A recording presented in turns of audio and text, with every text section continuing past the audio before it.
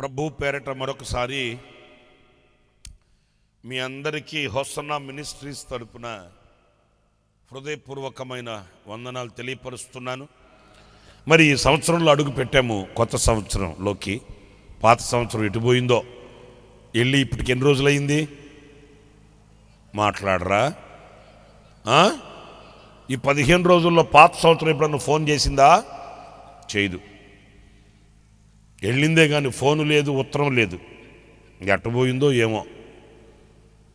సరే, ఎందుకంటే ఈ పాత సంవత్సరానికంటే ముందు చాలా సంవత్సరాలు వెళ్ళిపోయినాయి. అందుకే ఈ పాత సంవత్సరం 2025వ సంవత్సరం కూడా వెళ్ళడమే కానీ మరో తిరిగి చూసిన ఆనవాళ్ళు లేవు. ఎప్పటికీ పలకరించదు, ఎప్పటికీ ఇక మరలకు మన కంటికి కనబడదు. ఒక వ్యక్తి ఈ లోకాన్ని విడిచిపెట్టి వెళ్ళిపోతే ఇక మరలా ఈ లోకంతో అతనికి ఎలాగా సంబంధం లేదో ఈ పాత సంవత్సరం కూడా అంతే. మీరు కోట్ల రూపాయలు ఖర్చు పెట్టినా వెళ్ళిపోయిన పాత సంవత్సరాన్ని మరలా వెనక్కి తీసుకొని మాట్లాడరా?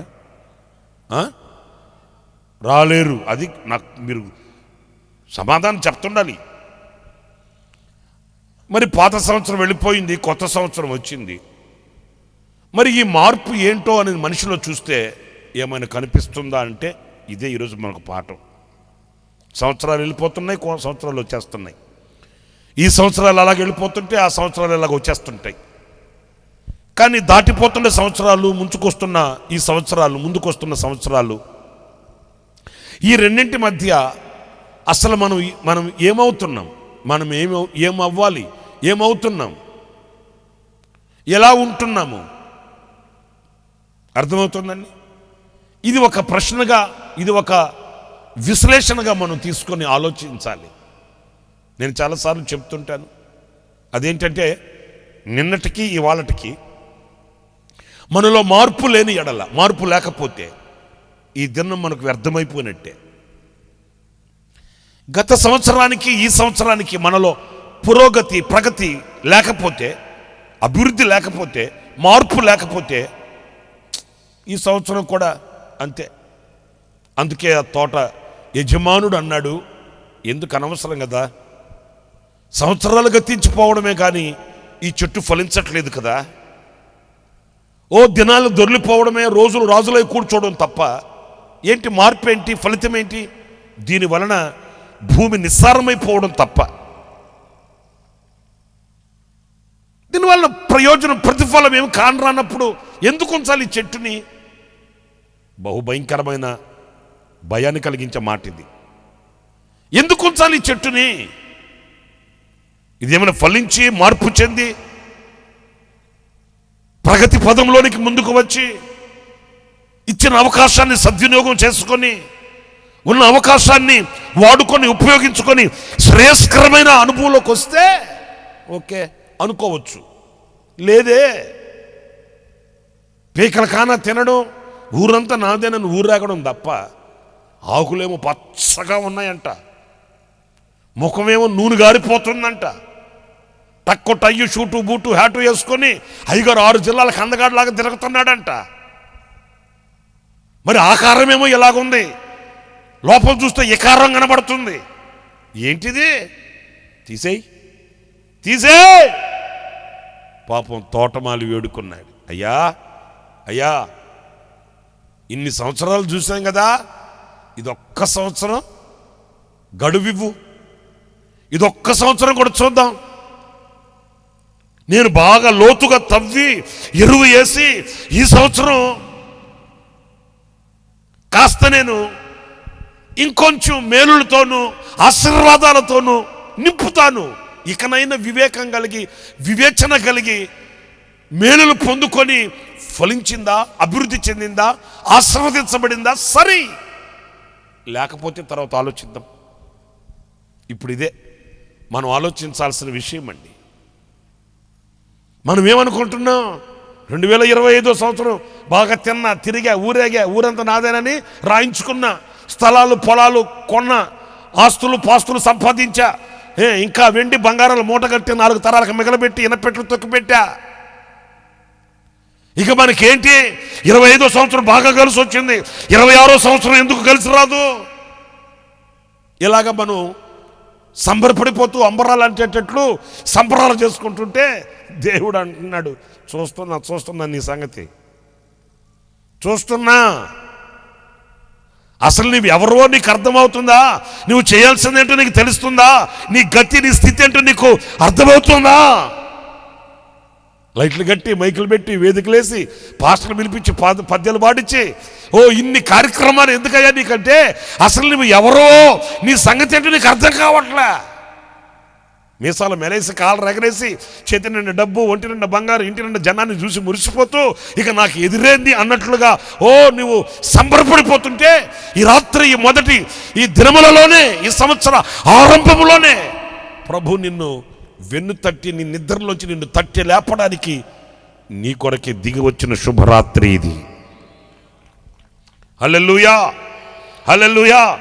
ఏదో అన్ని రంగాలలో గొప్పతనంగా ఉన్నానని కాదు, ఏదో అన్ని విషయాలలో సంబరపడిపోతూ సాగిపోతున్నాను అన్నట్లుగా కాదు, కానీ ఈ రాత్రి నిన్ను నీవుగా గిచ్చి గుచ్చి నొప్పింప చేసుకొని ఒప్పుకొని దేవుని సన్నిధిలో ఇక్కడి నుంచి నీవు కృప పొందిన వాడవై వెళ్ళుదువుగాక. అలాంటి వివేచన, విశ్లేషణ నా దేవుడు నీకు అనుగ్రహించునుగాక. హల్లెలూయా, హల్లెలూయా.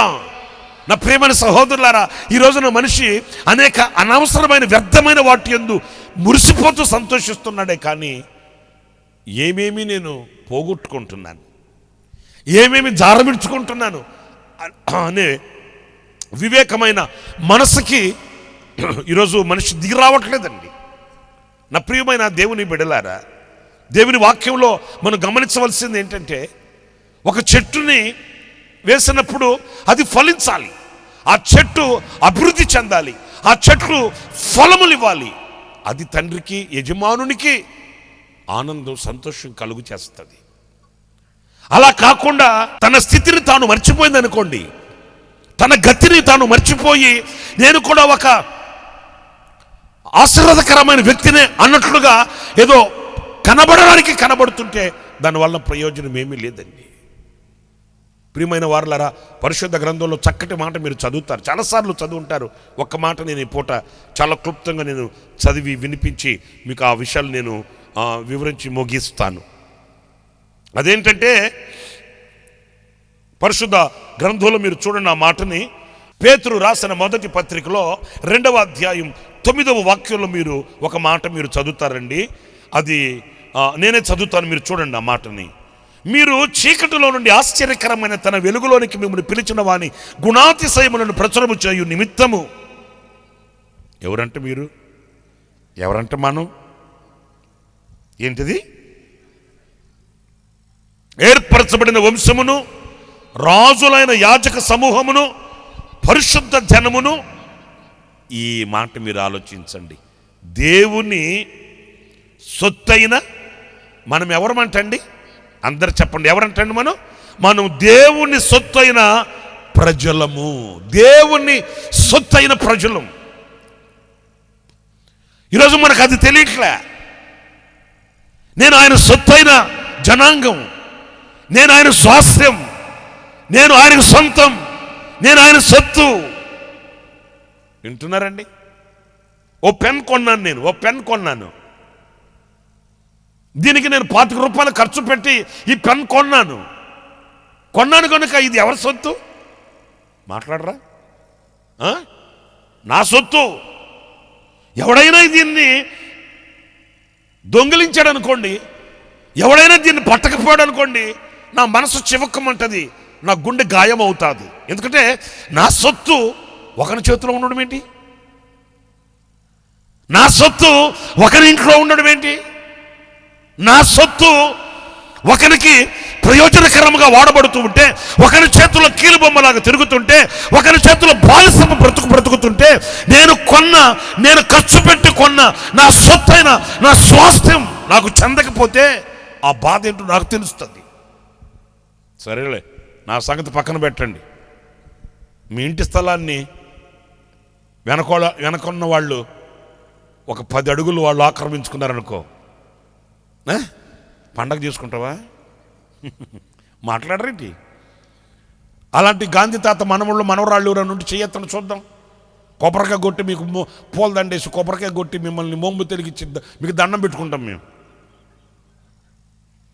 వెనకుండా ఒక 10 అడుగుల స్థలం వాళ్ళు కలుపుకున్నారు, వాళ్ళు తీసేసుకున్నారు అనుకో, వాళ్ళని పిలిచి వాళ్ళకి భోజనం పెట్టి వాళ్ళకి సన్మానం చేసి వాళ్ళకి పూల దండలేసి, వెరీ గుడ్, మా స్థలంలో 10 అడుగుల స్థలం మీరు తీసుకున్నారు, తీసుకోండి, వచ్చే సంవత్సరం ఇంకొక 10 అడుగులు కూడా తీసుకోండి అంటారమ్మా. ఎందుకని? అరే, ఒక 10 అడుగుల స్థలం, ఒక 5 అడుగుల స్థలం, ఒక 2 అడుగుల స్థలం ఎవరో నీ సొత్తుని అలాగా వశపరుచుకుంటేనే ప్రాణం పొయ్యేంత వరకు పోరాడుతావే. మరి నీవు ఎవరు సొత్తు? మరి దేవుని సొత్తు అన్నప్పుడు నువ్వు ఎలా ఉన్నావు? నువ్వు దేవుని సొత్తు అన్నప్పుడు నీవెవరో నీకు తెలుస్తుందా? మనం ఎవరమో మనకు గోచరమవుతుందా? నేను ఎవరి చేతిలో ఉండాలి, ఎవరి చేతిలో ఉన్నాను, ఎవరి చేత వాడబడాలి, ఎవరి చేతిలో వాడబడుతున్నాను, ఎవరికి సంతోషాన్ని కలుగు చేయాలి, ఎవరికి సంతోషాన్ని కలుగు చేస్తున్నాను అనే ఆ విశ్లేషణ ఈ రాత్రి మీకు కలగాలండి. ఎందుకని నేను ఈ మాటలు చెప్తున్నానంటే, ఫలించవలసిన వాళ్ళు ఫలించకపోవడం ఏంటి? తనెవరో తనకు తెలియకపోతే, తనెవరో తనకు అర్థం కాకపోతే ఆ కలిగే ఆ పరిణామాలలో కలిగే ఆ నష్టం చాలా తీవ్రంగా ఉంటుందండి, చాలా తీవ్రంగా ఉంటుందండి. నా ప్రియమైన దేవుని బిడ్డలారా, మీరు దేవుని ప్రజలు, దేవుని సొత్తైన ప్రజలు అనేది మీకు మీకు చిన్న మాట చెప్తాను చూడండి. అన్నిట్లాగా ఒక మీటింగ్లో వాక్యం చెప్తుంటే ఒక ఆమె ఆలస్యంగా వచ్చిందంట. చెప్పనవుద్దా? ఏంటంత సీరియస్గా చూస్తున్నారు మరి నన్ను? ఇలాగే వాక్యం చెప్తుంటే ఒక ఆమె ఆలస్యంగా వచ్చింది. ఈ ఆలస్యంగా వచ్చే వాళ్ళు అన్ని చోట్ల ఉంటారు. ఎందుకంటే వాళ్ళకి భారతదేశంలో వాళ్ళకున్నంత స్వతంత్రత ఇంకెవడికి లేదు. వాళ్ళు స్వతంత్ర దేశంలో స్వతంత్ర పౌరులు కనుక ఆలస్యం. సరే, ఆలస్యం కరెక్టే, ఆలస్యమే, మనకు కష్టం కాకూడదు కదా. వచ్చినాము ఎక్కడొక దగ్గర ఒక చోట, అరే నేను ఆలస్యంగా వచ్చాను, కూర్చొని వాక్యం విందాం అనుకోవాలా లేదా? చెప్పులెత్తి చేతులు పట్టుకొని ఆ వెనక నుంచి అందరిని తొక్కుకుంటూ ముందుకు వస్తుందంట. సరే, వస్తే వచ్చింది. ఇంకొక మాట చెప్పనా? ఆమె చేతులు పట్టుకున్న చెప్పులు అందరికీ తలలకు తగులుతుంటే అది ప్రసాదమా? అందరికి తలలకు తగులుతుంటే అట్లా అంటున్నారంట. సరే, అట్లా అంటున్నారని ఆ అమ్మాయి కూర్చుంటుందా? కూర్చోదు. ఎందుకంటే ఆమెకి స్టేజ్ ముందు రిజర్వేషన్ చేయించుకుందామే. మా ఊర్లో సిటీ సర్వీస్ బస్సు వచ్చేది, సిటీ సర్వీస్ బస్సు. మా ఊర్లో పల్లెటూరు మాది. జనం ఎక్కువ ఉన్నారనుకోండి, ఏం చేస్తారో తెలుసా? కొంతమంది ఈ జనాన్ని చూసి మనకు సీటు దొరకదు రానని ఆ టైర్ ఎక్కి కిటికీలోంచి ఖర్చు పేసి పెట్టేసేవాళ్ళు. పాపం వీళ్ళు తొక్కిసలాడుకొని, వీళ్ళు నాళ్ళు గుమ్ముకొని, వాళ్ళు నీళ్ళు గుమ్ముకొని, వీళ్ళు నాళ్ళనెట్టి వీళ్ళు డోర్లోంచి ఎక్కేసరికి అక్కడికి వెళ్తే సీట్లు ఉండవు. ఎందుకంటే అడ్డదారిలో దొడ్డుదారిలో ఖర్చు పోచేసింది అక్కడికి. అట్లా వస్తారు కొంతమంది.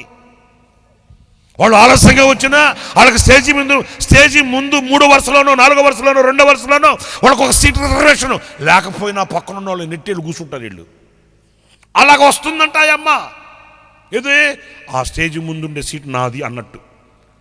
ఈ చెప్పులేమో అందరికి నెత్తికి తగులుతుంటే, అందరు చికాకు పడుతుంటే, వాక్యం చెప్పడానికి ఇబ్బందికరంగా ఉంటే అప్పుడు ఈసన్న గారు అన్నాడట, రేయ్ ఆ అమ్మను కూర్చోబెట్టంటారు స్వామి. ఏమ్మా స్త్రీలు మీరు చూస్తా ఊరుకుంటున్నారేంటే, గుంజో చేతులు పట్టుకుని గుంజా వచ్చింది. ఆలస్యంగా వచ్చి మళ్ళీ తోసుకుని వస్తున్నాం. మళ్ళీ గుజా అంటే ఇక ఏం చేశారు? అందరూ 2 చేతులు పట్టుకుని గుంజారంట. పట్టుకొని గుంజితే ఆ అమ్మ ఏం చేసిందో తెలుసా? వాళ్ళందరినీ ఎదురించుకొని అది వేసిన పట్ట ఉందా, ఆ పట్ట లాగి ఆ పట్ట కింద ఈ చెప్పులు పెట్టి ఆ చెప్పుల మీద కూర్చుందంట. ఆ చెప్పులు ఎలా ఉన్నాయి? అరిగిపోయి ఉన్నాయి, తెగిపోయి ఉన్నాయి. తెగిపోయిన వాటికి మళ్ళా పిన్నిసేసి కుట్టుకొని ఉందంట. అప్పుడు ఆ పక్కన వాళ్ళు అన్నారంట, ముసలమ్మ తిక్కలదానా, ఈ తెగిపోయిన చెప్పులు కూడా తీసుకెళ్తాడు తిక్కలదానా, ఆ పక్కన పెట్టేసి రాకూడదా అంటే ఆ మంటతో, అమ్మా నా సొత్తు అమ్మా. అయ్యో బాబోయ్, ఏంటంట నేను ఒక మాట చెప్పనా, ఆ తెగిపోయిన చెప్పులు ఆమె సొత్తు, అందుకే అంత జాగ్రత్తగా వాటిని దొంగల చేతులు పడిపోతాయేమో, పోకురోళ్ళు తీసుకెళ్ళిపోతారేమో, ఒకరు వశమైపోతాయేమో, నా సొత్తు ఒకడు అనుభవించడం ఏంటి, నా సొత్తు ఒకరి చేతిలో ఉండడం ఏంటి, నా సొత్తు నాకు ప్రయోజనకరంగా ఉండకపోవడం ఏంటని అంత జాగ్రత్తగా కాపాడుకుంటే, అరే పిచ్చోళ్ళలారా ఆలకించండి మీరు. చెప్పులు ఆమె సొత్తు అయితే అంత జాగ్రత్తగా కాపాడుకుంది, మరి ప్రాణమిచ్చి తన రక్తం కార్చి తన రాజ్యాన్ని విడిచిపెట్టి లోకానికి వచ్చి నిన్ను కొన్నాడే, నిన్ను ఆయన సొత్తుగా చేసుకున్నాడే. ఆయన నిన్ను ఎలాగా కాపాడుకోవాలని, ఎలాగా నిన్ను ఆశీర్వాదకరంగా మలచుకోవాలని, ఎలాగా నిన్ను ఆయన వశపరుచుకొని ఆయన సొంతం చేసుకోవాలని ఆశ ఆయనకు ఉంటుంది. ఉంటుందా ఉండదా? మాట్లాడరు ఏంటంటే, ఉంటుందా ఉండదా? మీ ఇళ్ళకి మీరు తాళాలు వేసి వచ్చారా లేదా? తాళం వేసి మళ్ళీ ఆ తాళపు కప్ప చేతిలో పట్టుకొని గుంజుతుంది 2 సార్లు అట్లా. ఎందుకంటే నీ సొత్తు. నేనేం బూరకనే కవ్వించి మిమ్మల్ని నవ్వించి ఏదో సాగనంపాలని చెప్పట్లే. సొత్తు మీద ఎంత ఆశ ఉంటుంది అనేది నేను మీకు చెప్తున్నానండి.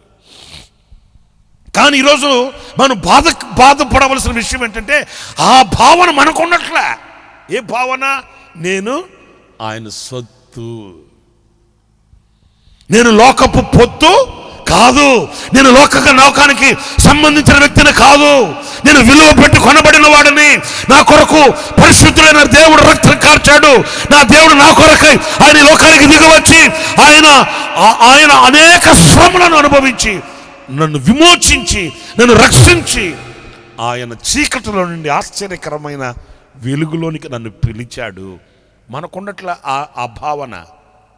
ఎంతసేపటికి ఆయన ఎత్తెత్తి మనల్ని వెలుగులో పెడుతుంటే మనం అక్కడి నుంచి లేచి మళ్ళీ ఎక్కడికి వెళ్తుంటాం? అమ్మా కరెక్ట్గా చెప్పారంటే కనెక్ట్ అయినట్టే కదా అది. మరేంటి, ఆయన ఎత్తెత్తి గుంజి తీసుకొని వచ్చి వెలుగులో పెడుతుంటాడు.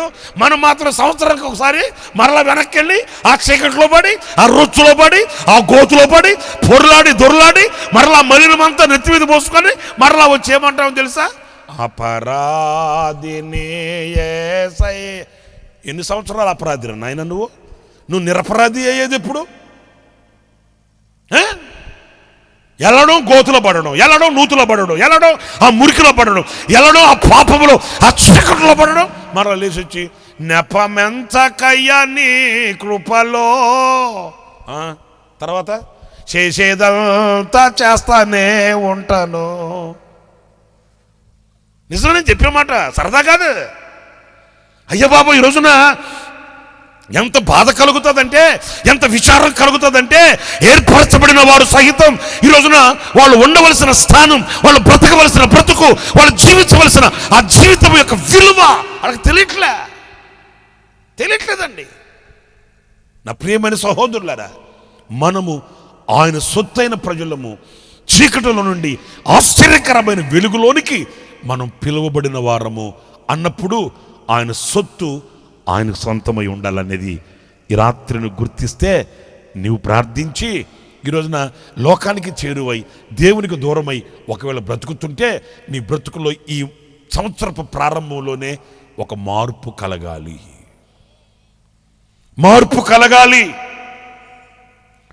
నేను చీకటి సంబంధినై ఉన్నానా, వెలుగు సంబంధినై ఉన్నానా, ఆయన గుణాతిశయములను ప్రచురము చేసే వ్యక్తిగా ఉన్నానా, లేక ఆయన గుణాతిశయములను విస్మరించి ఆమేన్ ఆయనకు దూరమై ఆయనలో ఫలించి ఆయనలో అభివృద్ధి చెంది ఆయనలో వికసించి ప్రకాశించవలసిన నేను ఆరిపోయిన వ్యక్తిగా బ్రతుకుతున్నానా అనే ఆ చింతన విశ్లేషణ ఈ రాత్రి మీకు కలగాలండి.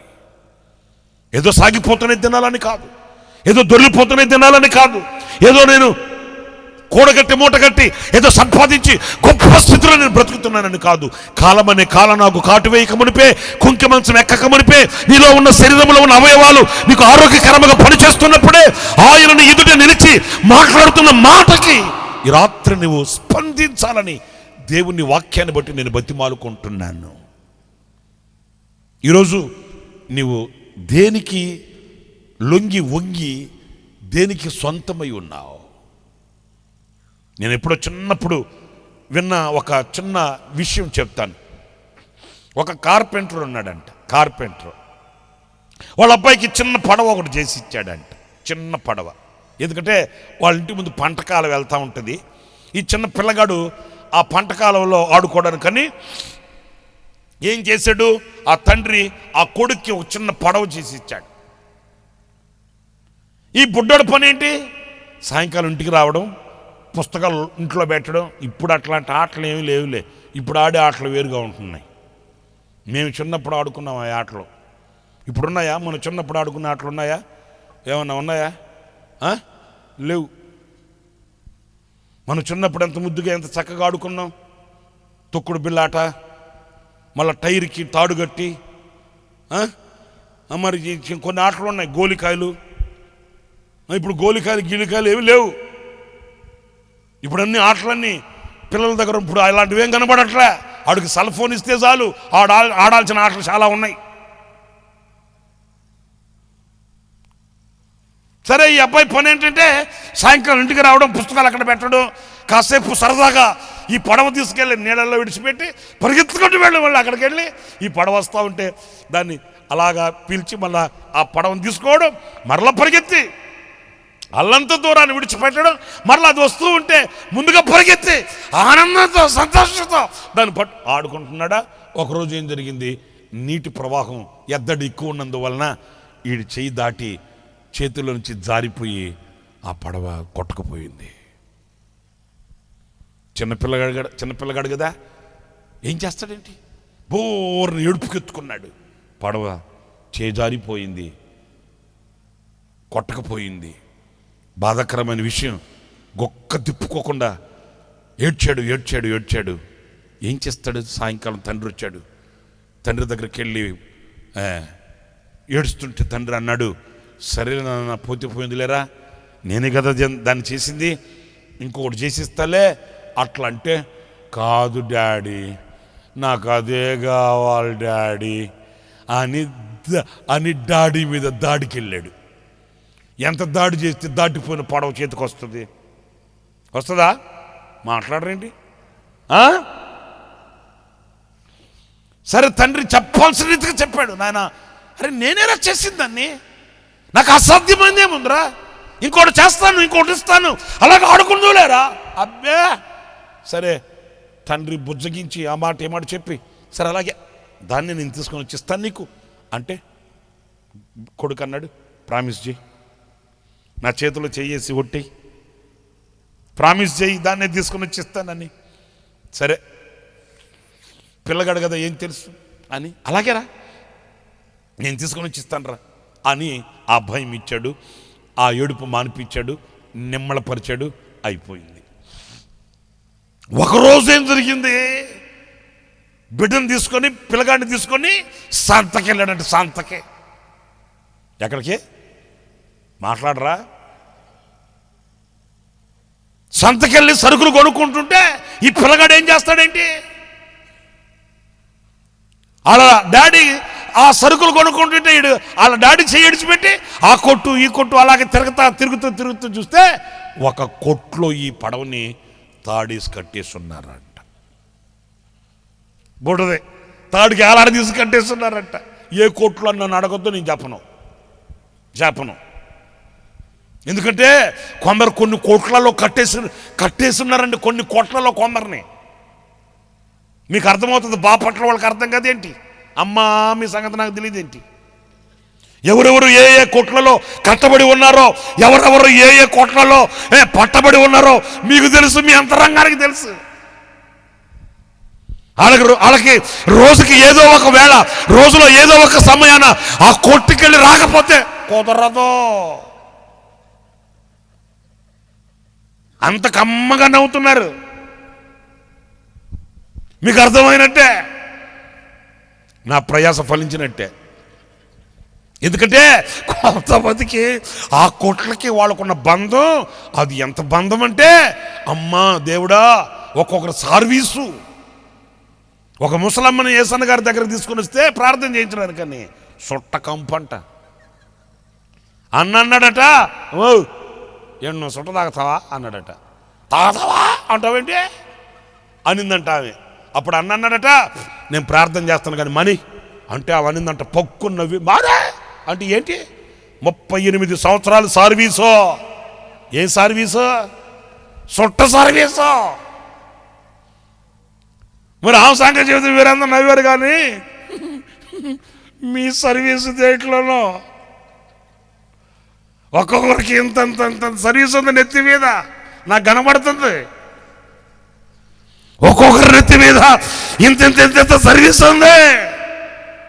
అందరికీ ఒక దాంట్లో కాదు కానీ ఒక్కొక్కరికి ఒక్కొక్క దాంట్లో. దీని ఆలోచనలో పడతారు, ఇంకా పడతారు.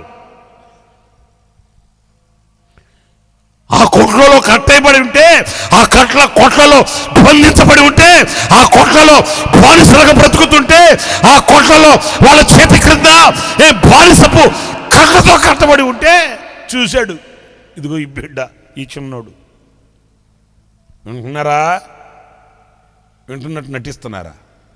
చూసి అమ్మో ఇది నా పడవ, ఇది మా డాడీ నాకు చేసిచ్చిన పడవ అని, అది నా పడవ, అది నాదే, నేను ఆడుకునేవాడిని, అది నా కొరకు చేయబడిన పడవ, నాకు ఇచ్చే అంటే కొట్టోడు ఒప్పుకుంటాడా?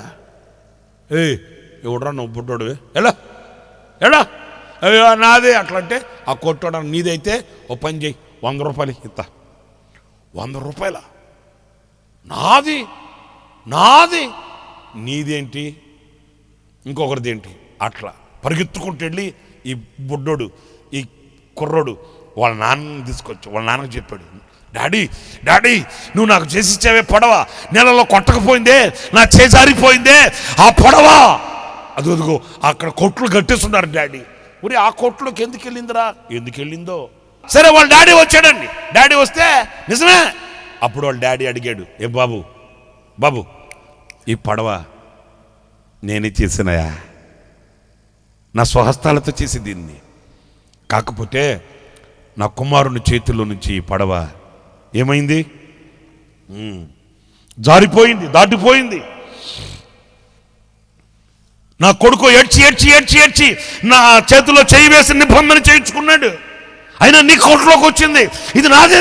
అట్లా అంటే కొట్టోడు అన్నాడు, నీ పడవ దగ్గరికి నేను రాలా, నీ పడవే నా దగ్గరకు వచ్చింది. నేను వలేస్తే చేపల కొరకని ఆ వలలో పడింది. అర్థమైందా నేను చెప్పే మాట? అర్థమవుతుంది, బాపట్ల కదా. నేను చేపల కొరకని వలేస్తే నేను పడవ కొరకు వలేలా. వింటున్నారా? నేను ఈ పడవల కొరకు, ఈ పడవలు పట్టాలని, ఈ పడవలు సంపాదించాలని, ఈ పడవలు నమ్ముకొని బతకాలని నేను వలేలా. నాకు కావాల్సింది ఏంటి? చేపలు. నేను చేపల కొరకు వలేస్తే నా వలలోకి వచ్చింది నీ పడవ. ఏంటి అలా చూస్తున్నారు నన్ను? నా వలలోకి. వాళ్ళని ఇంగ్లీష్లో ఏమంటారు? అయ్యయ్యా నాకు ఇంగ్లీష్ రాదులే, అందుకు చెప్పండి బాబా. ఏమంటారు? నెట్. ఏ నెట్? అదే ఇంటర్నెట్. ఈ నెట్లో పడితేనే ఇప్పుడు ఉండే వ్యవహారం. రాత్రి బావులు తన మునకలై, రాత్రి బావుళ్ళు ఈరోజు గుర్ర గువ్వలాగా చూసుకుంటూ కూర్చున్నామే. ఏ వలలో ఉన్నావు? ఏ వలలో పడున్నావు? ఏ వలలో మగ్గిపోతున్నావు? ఏ వలలో పడి ఎవరి చేతి కింద కట్టబడి పట్టబడి బంధించబడి ఉన్నావు? అమ్మో చెప్పకూడదు కానీ బాబా. సరే మీకు తెలిసే, మీకు అర్థమైపోయింది కదా. ఈ కార్పెంటర్, ఈ పనివాడు కూర్చుకొచ్చాయి కాదు, ఈ పనివాడు ఏం చేశాడు? ఆ కార్పెంటర్ ఆ కొట్టతంతో చెప్పాడట, బాబా ఇది నేనే చేశాను. ఆయన అన్నాడట, నాకు అనవసరం, నా వలలోకి వచ్చింది కనుక దీన్ని కట్టాను, పట్టాను, బంధించి పెట్టాను, దీనికి ఎంతని నేను నియమించి పెట్టాను కనుక అది కట్టేసి తీసుకెళ్ళు. కొడుకుతో అన్నాడు, బాబు దానికి 100 రూపాయలు ఖర్చు పెట్టి నేను కొనిచ్చేదానికంటే నేను చేత్తో మరలా ఫ్రీగా నేను చేసిస్తాను అంటే ఈ కొడుకు ఒప్పుకోవట్లే, నాకు అదే కావాలి. నాకు అదే కావాలి. ఈ పిల్లలు అంతే కదండి. ఐస్ తింటే జలుబు చేస్తుందిరా, చేత్తే చేసిందిలే. ఒరి జ్వరం వస్తుందిరా, వస్తే వచ్చిందిలే. ఒరి చిల్లర లేదురా, నేను తెస్తాను టీ. పిల్లలు అంతే కదండి. సరే, ఆడు గోడు, ఆడు పోరు పడలేక ఏం చేశాడు 100 రూపాయలు ఇచ్చి ఆ పడవని కొని ఆ పడవని చేత్తో పట్టుకొని అంటాడంట, ఏయ్ పడవా, నేనే నిన్ను కన్నా, మరలా ఇప్పుడు నేనే నిన్ను, అబ్బా కరెక్ట్గా కనెక్ట్ అయ్యారు స్వామి, నేనే నిన్ను కన్నా, నేనే నిన్ను ఇప్పుడు ఇప్పుడు ఎవరు సొత్తు నువ్వు? దీనికి చెప్పండి మరి. ఇంకా కొట్లో కట్టేసినట్లుగానే వాడు సొత్తులాగా సైతనగాడి చేతుల్లో కీలు బొమ్మలాగా తిరుగుతావా? అరే, నన్ను కని, నన్ను కొని, నన్ను విడిపించి, విమోచించి, తప్పించి, రక్షించి, నాకు బోధించి, ఆశీర్వదించి, నన్ను ఈ స్థితిలో పెట్టి ఈ సంవత్సరం కూడా నాకు ఇచ్చాడే నా దేవుడు. నేను ఆయనకి సొత్తు కదా ఉండాల్సింది, ఆయనకు సొత్తుగా కదా నేను ఉండాల్సింది, ఆయనకు సొంతంగా కదా నేను ఉండాల్సింది అని లోకానికి వెన్ను చూపి, దేవునికి ముఖం చూపి, దేవునికి చేరువై ఆయన కౌగిలికి పరిగెత్తి ఆయన కౌగిలిలో చేరుకుంటావా? నా ప్రియమైన సహోదరులారా, నీవెవరివి? నేను మీకు కొన్ని విషయాలు నేను మీకు జ్ఞాపకం చేసి ముగిస్తాను. నీవెవరివి? నీవు లోకపు సొత్తువా, ఆయన సొత్తువా? మీరు ఇంకొక మాట కూడా పరిశుద్ధ గ్రంథంలో మీరు చదువుతారు. అదేంటంటే, మనము ఎవరమి అని అంటే, రెండవ మాట ఒక్క మాట మీతో చెప్తాను. ఆది కాండంలో చూడండి, ఆది కాండం 1వ అధ్యాయం 27వ వాక్యం చదువుతారండి. వినండి. ఇప్పుడు దేవుడంట తన స్వరూపమందు నరుని సృజించాడంట. స్తోత్రం చెప్పండి. ఆ తర్వాత దేవుని స్వరూపమందు వారిని సృజించి స్త్రీని గాను పురుషుని గాను వారిని సృజించాను. ఇప్పుడు స్త్రీ అయినా పురుషుడైనా ఎవరి స్వరూప్యం, ఎవరి సారూప్యం? ఇదేంటిది? అందరు నన్ను చూడండి. దేవుని సారూప్యం అంటే ఒకటిగానే కదా ఉండాలా? స్త్రీని గాను పురుషుని గాను సృజించి తన స్వరూపమందు వారిని సృజించాడంట. అంటే స్త్రీ అయినా పురుషుడైనా ఆయన సారూప్యం. అదేంటది?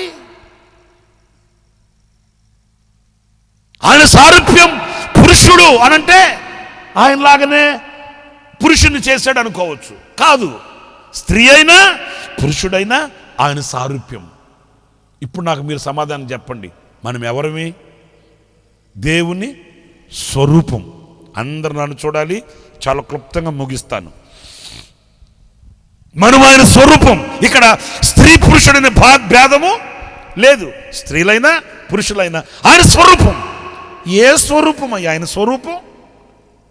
ఒకరోజు అన్న వాక్యం చెప్పి కారు దగ్గరికి అందరికి ప్రార్థన చేసి కారు దిగి వెళ్తున్నాడంట. ఇంకా ఆ మీటింగ్ పెట్టుచున్న వాళ్ళు, ఇంకా ప్రార్థన చేసుకున్న వాళ్ళు ఉంటారు కదండి, ఆఖరిలో అడుగును బొడుగును కొంతమంది ఉంటారు కదా, మీటింగ్ ముగించిన ఎల్లరాళ్ళు. వాళ్ళకి ఇంటి మీద ధ్యాస, కుటుంబం మీద బాధ్యత, బరువులు అవన్నీ ఉండవు. కొంతమందికి, అందరు కాదండి, వచ్చి కూర్చొని సమయానికి వచ్చి కూర్చొని పాటలు పాడి ఆరాధన చేసి వాక్యమని ప్రార్థన చేసుకుని అయిపోయిన వెంటనే స్తోత్రం ప్రభు అని చెప్పి హడావుడిగా ఆనందంగా ఆశీర్వాదకరంగా ఇంటికి వెళ్ళరు. కొంతమంది, అందరు కాదు, రంకలు రావటం తిరుగుతుంటారు చుట్టూ, వెళ్ళరు. మాకు కూడా వస్తుంటారు 7వ తేదీ సంపూర్ణ రాత్రి ప్రార్థనకి. వచ్చినోళ్ళు ఆ సంపూర్ణ రాత్రి ఉపవాస ప్రార్థన అయిపోయిన తర్వాత తిన్నకి ఇంటికి వెళ్తారా? వెళ్ళరు. ఏమ్మా ఇంకా ఇంటికి వెళ్ళలేదు ఏంటంటే ఏమంటారు తెలుసా? ఏమండి, ఎల్లుండి ఆదివారం కదా, ఎల్లుండి ఆదివారం చూసుకొని పోతామని అంటారు. ఎల్లుండా? అప్పుడు దాకా ఇంట్లో వాళ్ళ పరిస్థితి ఏంటో ఏమనరు, నన్ను అనరు. ఎందుకంటారు? కొంతమంది ఉంటారండి ఎట్లాగా. కాదమ్మా, ఈరోజు బుధవారం గురువారం, శుక్రవారం, శనివారం, ఆదివారం 4 రోజులు ఉంది కదమ్మా అంటే ఏం పర్లేదు ఇక్కడే ఉంటాలే అంటారు. వాళ్ళకి పెద్దగా ఏముండదు. అరే కుటుంబం చూసుకోవాలి, పిల్లలు చూసుకోవాలి, భర్తను చూసుకోవాలి, ఇల్లు వాకిలు పట్టించుకోవాలి. మనం ఇంట్లో లేకపోతే ఎట్లాగా అబ్బే అయ్యే ఉండవు. అట్లాంటి వాళ్ళు నేను అడ్రస్ లేకుండా ఆటో ఎక్కించి పంపిస్తుంటా. పోయింది ఆటో ఖర్చు అని చెప్పి. ఏంటండి పాట గారు అంత కఠినంగా ప్రవర్తిస్తావేంటి నువ్వు అంటది. కఠినం లేదు, ఇంటికి వెళ్ళని చెప్తాను. ఎందుకంటే దేవుని నామానికి అవమానం కలగకూడదు కదా, దేవుని నామానికి అపకీర్తి కలగకూడదు కదండి. ఏమంటే చర్చి అని వెళ్తుంటుంది, ప్రార్థనలని చెప్పి వెళ్తుంటుంది, కుటుంబాన్ని పట్టించుకోదు, పిల్లల్ని పట్టించుకోదు, ఇంటి బాధ్యతలు పట్టించుకోడు. అట్లా అనకూడదు కదా, దేవుని నామానికి అవమానం కలగకూడదు కదా. మన దేవుడు ఎవరు అనంటే పరిశుద్ధుడైన దేవుడు. మన దేవుడు ఎవరు అనంటే నీతి కలిగిన న్యాయాధిపతి. మన దేవుడు ఎవరు అనంటే క్రమము గలవాడు. క్రమం క్రమం క్రమం క్రమం అన్ని క్రమంగా చేశాడు ఆయన. అక్రమం చేయకూడదు, అక్రమముగా ప్రవర్తించకూడదు, అక్రమముగా మనం దేంట్లో అడుగు పెట్టకూడదు. వింటున్నారా? ఏంటి సీరియస్గా చూస్తున్నారు మళ్ళీ?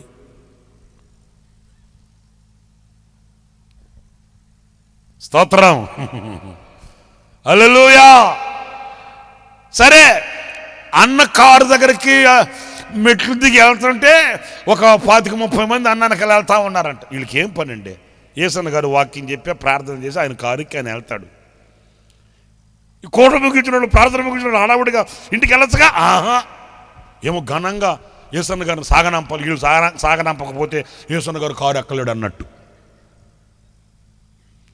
సరే, అంతలో వాళ్ళల్లో ఒక ఆయన అంట యేసన్న గారిని అంటాడంట, బా యేసన్న గారు అండి ఏం చెప్పేవాడి వాక్యం, దుమ్ము రేపేవా. యేసన్న గారు మనసులో అనుకుంటున్నాడట, నేను ఎప్పుడు దుమ్ము రేపాను రా. కొంతమంది అంటుంటారు, అన్న సినిమా చూపించావా అన్న. సినిమాలు మానేశాంగా, దుమ్ము రేపేవా యేసన్న గారు ఈరోజు వాక్యమా అంటుంటే అన్న మనసులో నవ్వుకుంటూ వెళ్తుంటే అంతటితో ఊరుకుండకుండా మళ్ళీ అంటాడంట అతను, బా యేసన్న గారు అప్పుడప్పుడు నువ్వు మాట్లాడే మాటలంతా యేసుప్రభు మాట్లాడినట్టు మాట్లాడేవు నువ్వు అన్నాడంట. ఇక యేసన్న గారు ఆ మాట వినేసరికి ఆగి వెనక్కి తిరిగి అన్నాడట, ఏంటి అంటే, బాబా నువ్వు అప్పుడప్పుడు మాట్లాడుతుంటే యేసుప్రభు మాట్లాడినట్టే ఉంది బాబా అన్నాడంట. అప్పుడు అన్నాడట, నేను మాట్లాడింది యేసుప్రభు లాగా ఉందని చెప్పడానికి నువ్వు యేసుప్రభు మాట్లాడుతుంటే నువ్వు ఎప్పుడు నవ్వు అన్నాడంట. ఆయన అంత తిరిగి ఇడిచిపెట్టాడుగా. యేసుప్రభు లాగా నేను మాట్లాడినాను అంటున్నావే, అసలు యేసుప్రభు మాట్లాడుతుంటే నువ్వెప్పుడన్నావు అంటే తడుకోకుండా చెప్పాడంట ఆయన. కరుణమడి సినిమాలో చూశానుగా.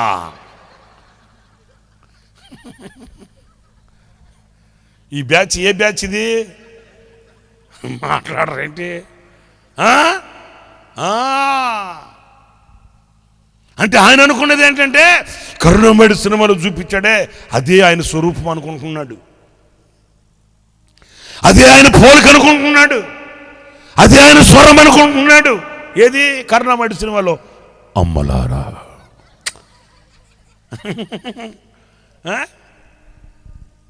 నా కోసం ఏడవకండి. మన పిచ్చి జనం ఏమి ఏడ్చేవాళ్ళు కరుణమడి సినిమా నేను కళతో చూసా.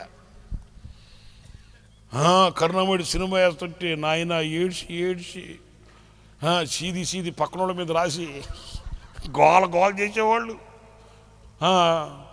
కదిలింది కరుణ రథం, ఇంకా పాట వస్తుంటే ఎక్కుడు పెట్టి ఏడ్చేవాళ్ళు. సరే మంచిదే, బాధ ఉండడం మంచిదే, కానీ ఒక్క మాట నేను చెప్పే మాట ఏంటంటే ఆయన స్వరూపం, ఆయన పోలిక అనేది ఈ లోకానికి ఆయన శరీరధారిగా వచ్చాడే ఆ స్వరూపం కాదు. మనల్ని రక్షించడానికి, మనల్ని తప్పించడానికి, పవిత్రమైన రక్తం కార్చి మనకు విమోచన కలుగు చేయడానికి ఆయన మానవ స్వరూపాన్ని ధరించుకొని వచ్చాడు. కానీ ఆయన స్వరూపం అది కాదు. మరి ఏంటి ఆయన స్వరూపం? మీకు చెప్పనా? చదవండి. యోహాను మొదటి పత్రిక 1వ అధ్యాయం 5వ వాక్యం.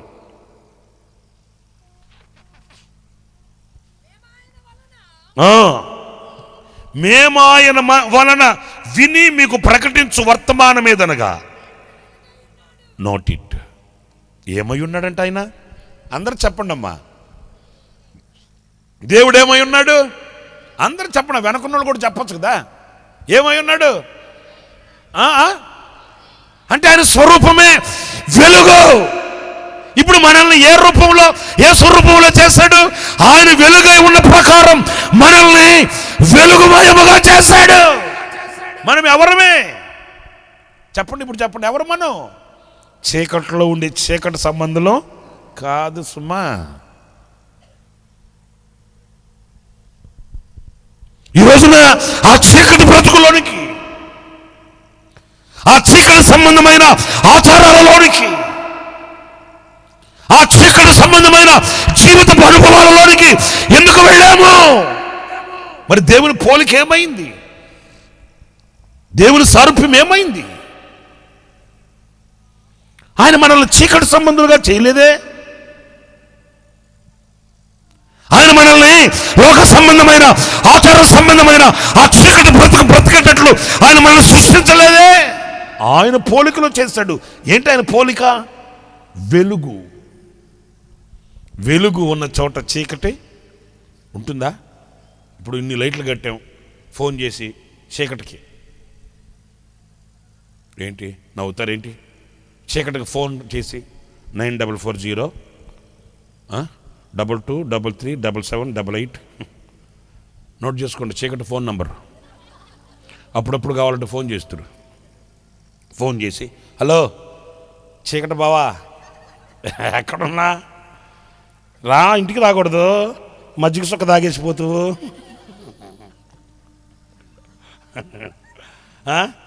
చీకట ఆంటీ ఏంటి చీకట ఆంటీ, ఇక్కడ దాకా వచ్చావు కదా, బాపట్ల దాకా వచ్చావు కదా, చీకట ఆంటీ రా, కాఫీ తాగేసిపోతులేరా చీకట ఆంటీ అంటే వస్తుందా? చెప్పరేంటి? ఫోన్ ఇప్పుడు ఇన్ని లైట్లు కట్టామండి, ఇంత వెలుగు ఉందండి, చీకటి రమ్మంటే వస్తుందా? నాకు సరిగ్గా సమాధానం చెప్పండి, లేకపోతే నేను వచ్చేస్తాను మీ మధ్యకి. వస్తుందా? వస్తుందా? ఇంకో మాట కూడా సమాధానం చెప్పండి, ఎప్పుడు వస్తుంది? అది కరెక్ట్గా చెప్పేవు తల్లే. ఎందుకు ఈ గొడవ అంతా? మనలో వెలుగు లేకపోతే ఫోన్ చేయాల్సిన అవసరంలే. పిలవని పేరంటం అది, సిగ్గులేని చుట్టం అది. ఏదది? ఏదది? ఏదది? ఏంటది? ఏం మీ మేనమామ పేరు చెప్పినట్టు చెప్తున్నారు? చీకటే. నువ్వు కేకేయాల్సిన అవసరంలే. వెలుగు తొలగితే, వెలుగు లేకపోతే, వెలుగు సంబంధమైన క్రియలు లేకపోతే, వెలుగు సంబంధమైన బ్రతుకు లేకపోతే, వెలుగు సంబంధమైన సారూప్యం నీలో కాన రాకపోతే మరుక్షణం చీకటి. నా ప్రియమైన సహోదరులారా, ఆ చీకటి బ్రతుకు కృంగ తీస్తుంది మనిషిని. ఆ చీకటి బ్రతుకు మనిషిని హరించి వేస్తుంది. కావాలంటే కొందరు చూడండి, 4 పల్లెలు నాయి కాదని లేపుతారు, మళ్ళీ ఆఖరిలో పెరుక్కి తీసుకుంటారు, మళ్ళీ ఏం తక్కువ చేయరు. ఇంకొకరికి కొందరికి ఉండే కృప ఏంటో తెలుసా? నువ్వు పచ్చడి, పప్పు, మాంసమే, చేపలు, రొయ్యలు ఏమన్నా వేయి, వాళ్ళ కోట బియ్యం వాళ్ళు లేపుతారు అంతే. వాళ్ళకి ఏ కూరతో దేంతో సంబంధం లే, రుచితో పచ్చితో కూడా అసలు సంబంధమే లే వాళ్ళకి, అంతే. వాళ్ళ కోట బియ్యం వాళ్ళకు ఉంటాయి, లెక్క ఉంటుంది అంతే. నేను ఇట్లా అంటున్నానని మరోలో భావించొద్దు. మీరు తినండి, మీరు వండుకున్నది మీరు సంపాదించుకున్నది మీరు కాకి కూడా తింటారేంటి? తినండి. నేను అడిగే మాట ఏంటంటే, 4 పల్లెలు నాయి కాదని పెరుక్కి చేసుకుని దీన్ని మళ్ళీ ఏమంటుంది తెలుసా? నీరసంగా ఉందబ్బా, ఆ సాప్ ఎట్లాగు 4 పల్లెలు లేపు నీరసం ఎందుకు వస్తా? చీకటే. నేనే నిజం నేను చెప్పే మాట ఏం నవ్వుతారేంటి? చీకటే. ఇదిగో వీళ్ళ ఊరు, ఏ ఊరా మీదే?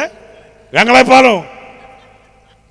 వెంగళాయపాలెంకి వీళ్ళ నాన్నగారు మమ్మల్ని మీటింగ్కి తీసుకెళ్ళాడు. అది ఇంచుమించు 98వ సంవత్సరం. వీళ్ళ ఊర్లో వెంగళాయపాలెం అనే ఊరు, నల్లపాడు దగ్గర వెంగళాయపాలెం. వీళ్ళ నాన్నగారు సంఘ పెద్ద, గుంటూరు సంఘ పెద్ద. యేసన్న గారు స్టేట్స్ వెళితే మేము ఖాళీగా ఉంటే మేనక్క గారిని అడిగి మీటింగ్కి మా ఊర్లో మీటింగ్ పెట్టించుకుంటాను అక్క అని చెప్తే అక్క మమ్మల్ని పంపించింది. ఏది ఒక 10-12 మంది పిల్లలు వెళ్ళి మేమంతా వెళ్ళాం. 4 లైట్లు గీట్లు అన్నీ వేసుకొని సౌండ్ సిస్టమ్ వేసుకుని వెళ్ళాం.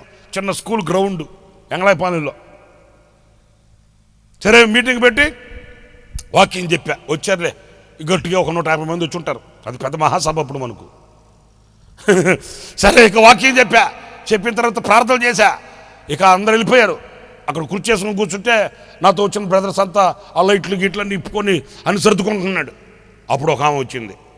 వచ్చినాడు మేము చేయి పెట్టుకొని వచ్చి అందరూ చూసింది ఇట్లాగా. ఎవడు పనిలో వాడు ఉన్నాడు, పని లేనివాడు నేను ఒక్కడే. నేను కూడా ఏదో పని చేస్తుంటే పోయిండమాట. కుర్చీలో కూర్చొని ఉన్నాను ఊరకనే దండకి తిండి తిన్నోళ్ళలాగా. ఇక అందరు పనుల మీద ఉన్నారు, వాళ్ళని ఏమడుగుతామని చెప్పి వీడొక్కడే ఖాళీగా కూర్చున్నాడు. సోమరిపోతాడు అనుకుందేమో. నా దగ్గరకు వచ్చి ఎవరు ఇక్కడ ప్రార్థన చేసేది ఎవడో అనింది నన్ను. ఎవడో నన్నే. మేమేమో అందరూ తెల్ల బట్టల్లో ఉంటుంది. ఎవడెవడికి ఏం తెలుసు? సున్నం కొట్టిన సమాధుల్లాగా ఉంటుంది. ఏ సమాధిలో ఎవడున్నాడు ఎవడికి తెలుస్తుందేంటి? ఇక నా దగ్గరకు వచ్చావే ఇక్కడ ప్రార్థన చేసేది ఎవడో అనింది. నాకెక్కింది కిక్కు. ఎవడా?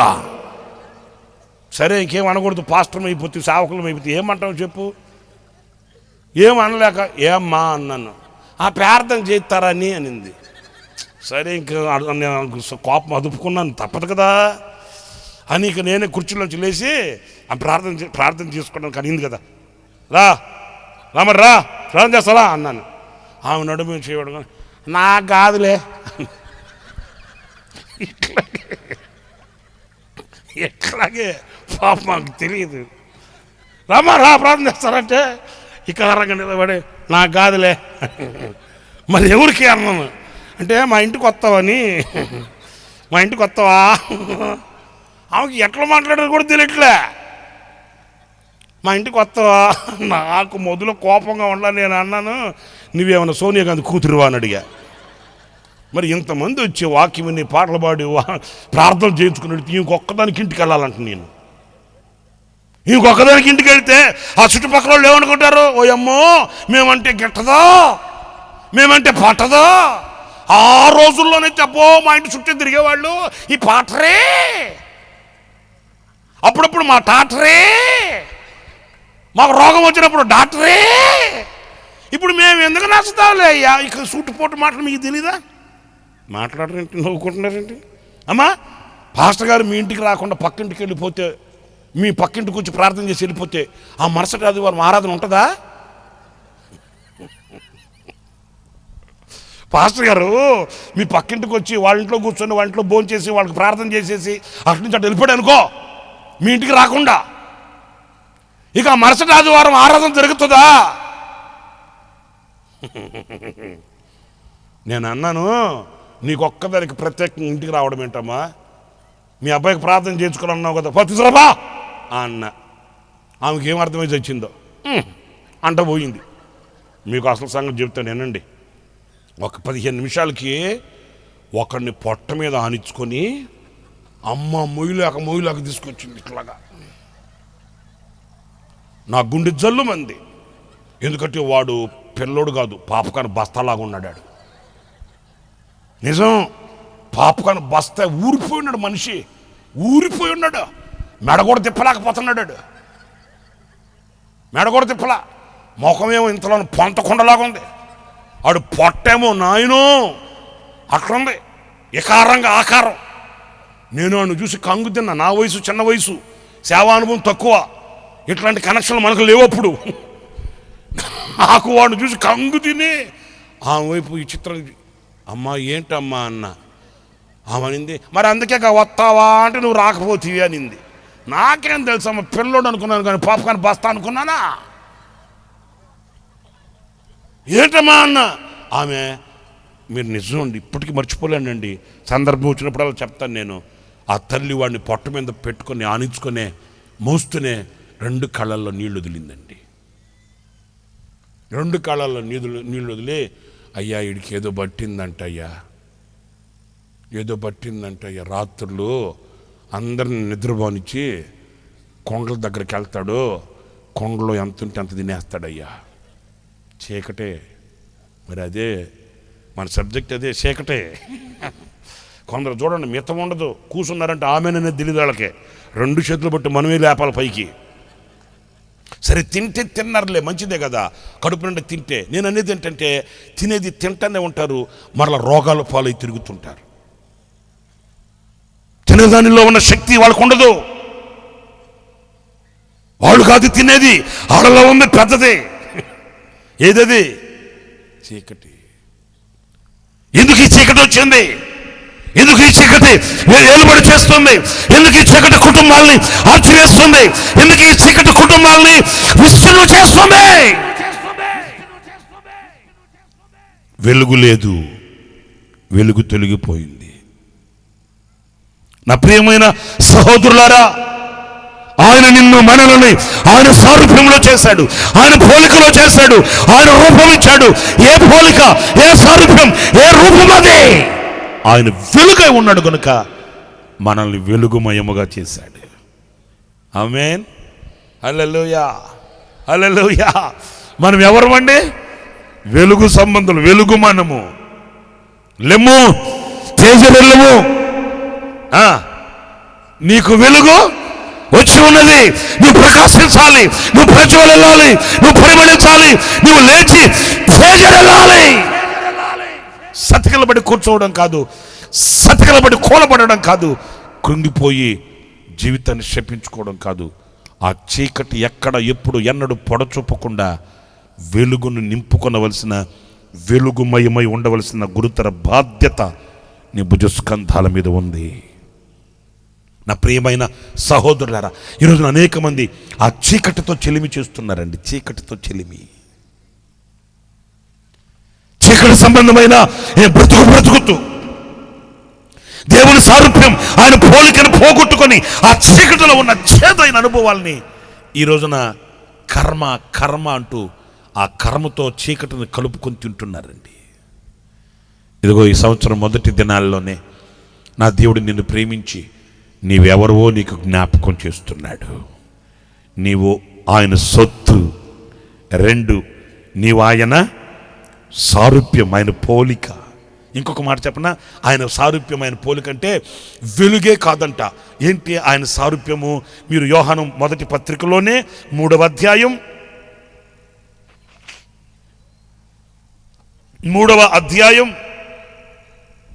7వ వాక్యం చదువుతారా? ఓ చిన్నపిల్లలారా, ఎవరిని మిమ్మును వింటున్నారా? చదువుతున్నారా లేదా? చిన్నపిల్లలారా, ఎవరంట? అందరు చెప్పండి, ఎవరంట? ఏంటి చిన్నపిల్లలు? ఒక్కొక్కరికి 30 ఏళ్ళు, 40 ఏళ్ళు, 50 ఏళ్ళు, 60 ఏళ్ళు, 70 ఏళ్ళు నెత్తి మీద పెట్టుకోండి చిన్నపిల్లల. ఆ చిన్నగాదులూరు అనే ఊరికి మీటింగ్కి వెళితే రాత్రులు ఏసన్న గారు వాక్యం చెప్పాడు, పగలు మేరక్క గారు వాక్యం చెప్పడానికి అని చెప్పి కూటాలు పెట్టారు. సరే, పగలు మేరక్క గారు వచ్చారు, మేము పాటలు పాడుతుంటే మేరక్క గారు అన్నారు, రే ఆపడా, రాత్రులు మీరే పగలు కూడా మీరే పాడతారంటరా, స్థానికుల దగ్గర పాడించరా, స్థానికుల దగ్గర పాడించండి రా, స్థానికులకు వాళ్ళు కూడా ఆశ ఉంటుంది కదా. ఏం ఆశ? జ్యోతిర్మయూరా నా వాళ్ళకు కూడా ఆశ ఉంటుందిగా, వాళ్ళు పాడినండి రావాలనే. రాత్రులు మీరు పాడుకుంటారులే, పగల వాళ్ళకి పాడించండి అనింది. అని మేము కూడా, అమ్మ ఎవరన్నంటే పాడేవాళ్ళు పాడండి అమ్మ, మేము పాడకూడదంట.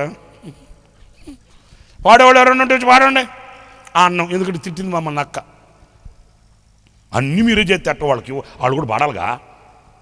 రాత్రులు మీరు పాడారు, పగల దగ్గర పాడుతా అంటే సరే పాడేవాళ్ళు ఎవరన్నా రాడే అంటే వాళ్ళు కూడా రెడీగా ఉన్నట్టున్నారు.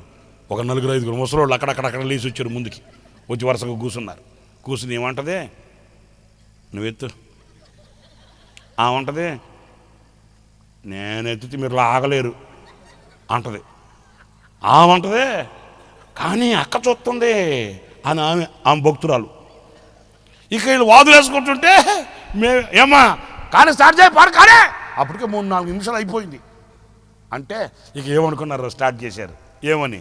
చిన్న గొర్రె పిల్లలు నేను యేసయ్యో, మెల్ల వెళ్ళగా నడువు యేసయ్యో. ఏమనిపించిందో మేరక్కకి, ఒరే మైక్ ఆపండి రా. నేను మైక్ ఆపితే ఇంక మేరక్క అడిగింది, ఏమ్మా నోట్లో ఒక్క పను లేదు ముసలిదానా, నువ్వు చిన్న గొర్రె పిల్లవా? ఈ చిన్న గొర్రె పిల్లలంట మెల్లమెల్లగా నడిపించాలంట. మళ్ళీ బూతులు మాట్లాడడానికి మాత్రం నోడు తిరిగితే బంగాళాఖాతం, అక్కడ మాత్రం చిన్నపిల్ల గొర్రె పిల్ల కాదండి. ఉన్నారండి మనలో కూడా కొంతమంది, వాళ్ళు ప్రార్థన అడిచేస్తారో తెలుసా?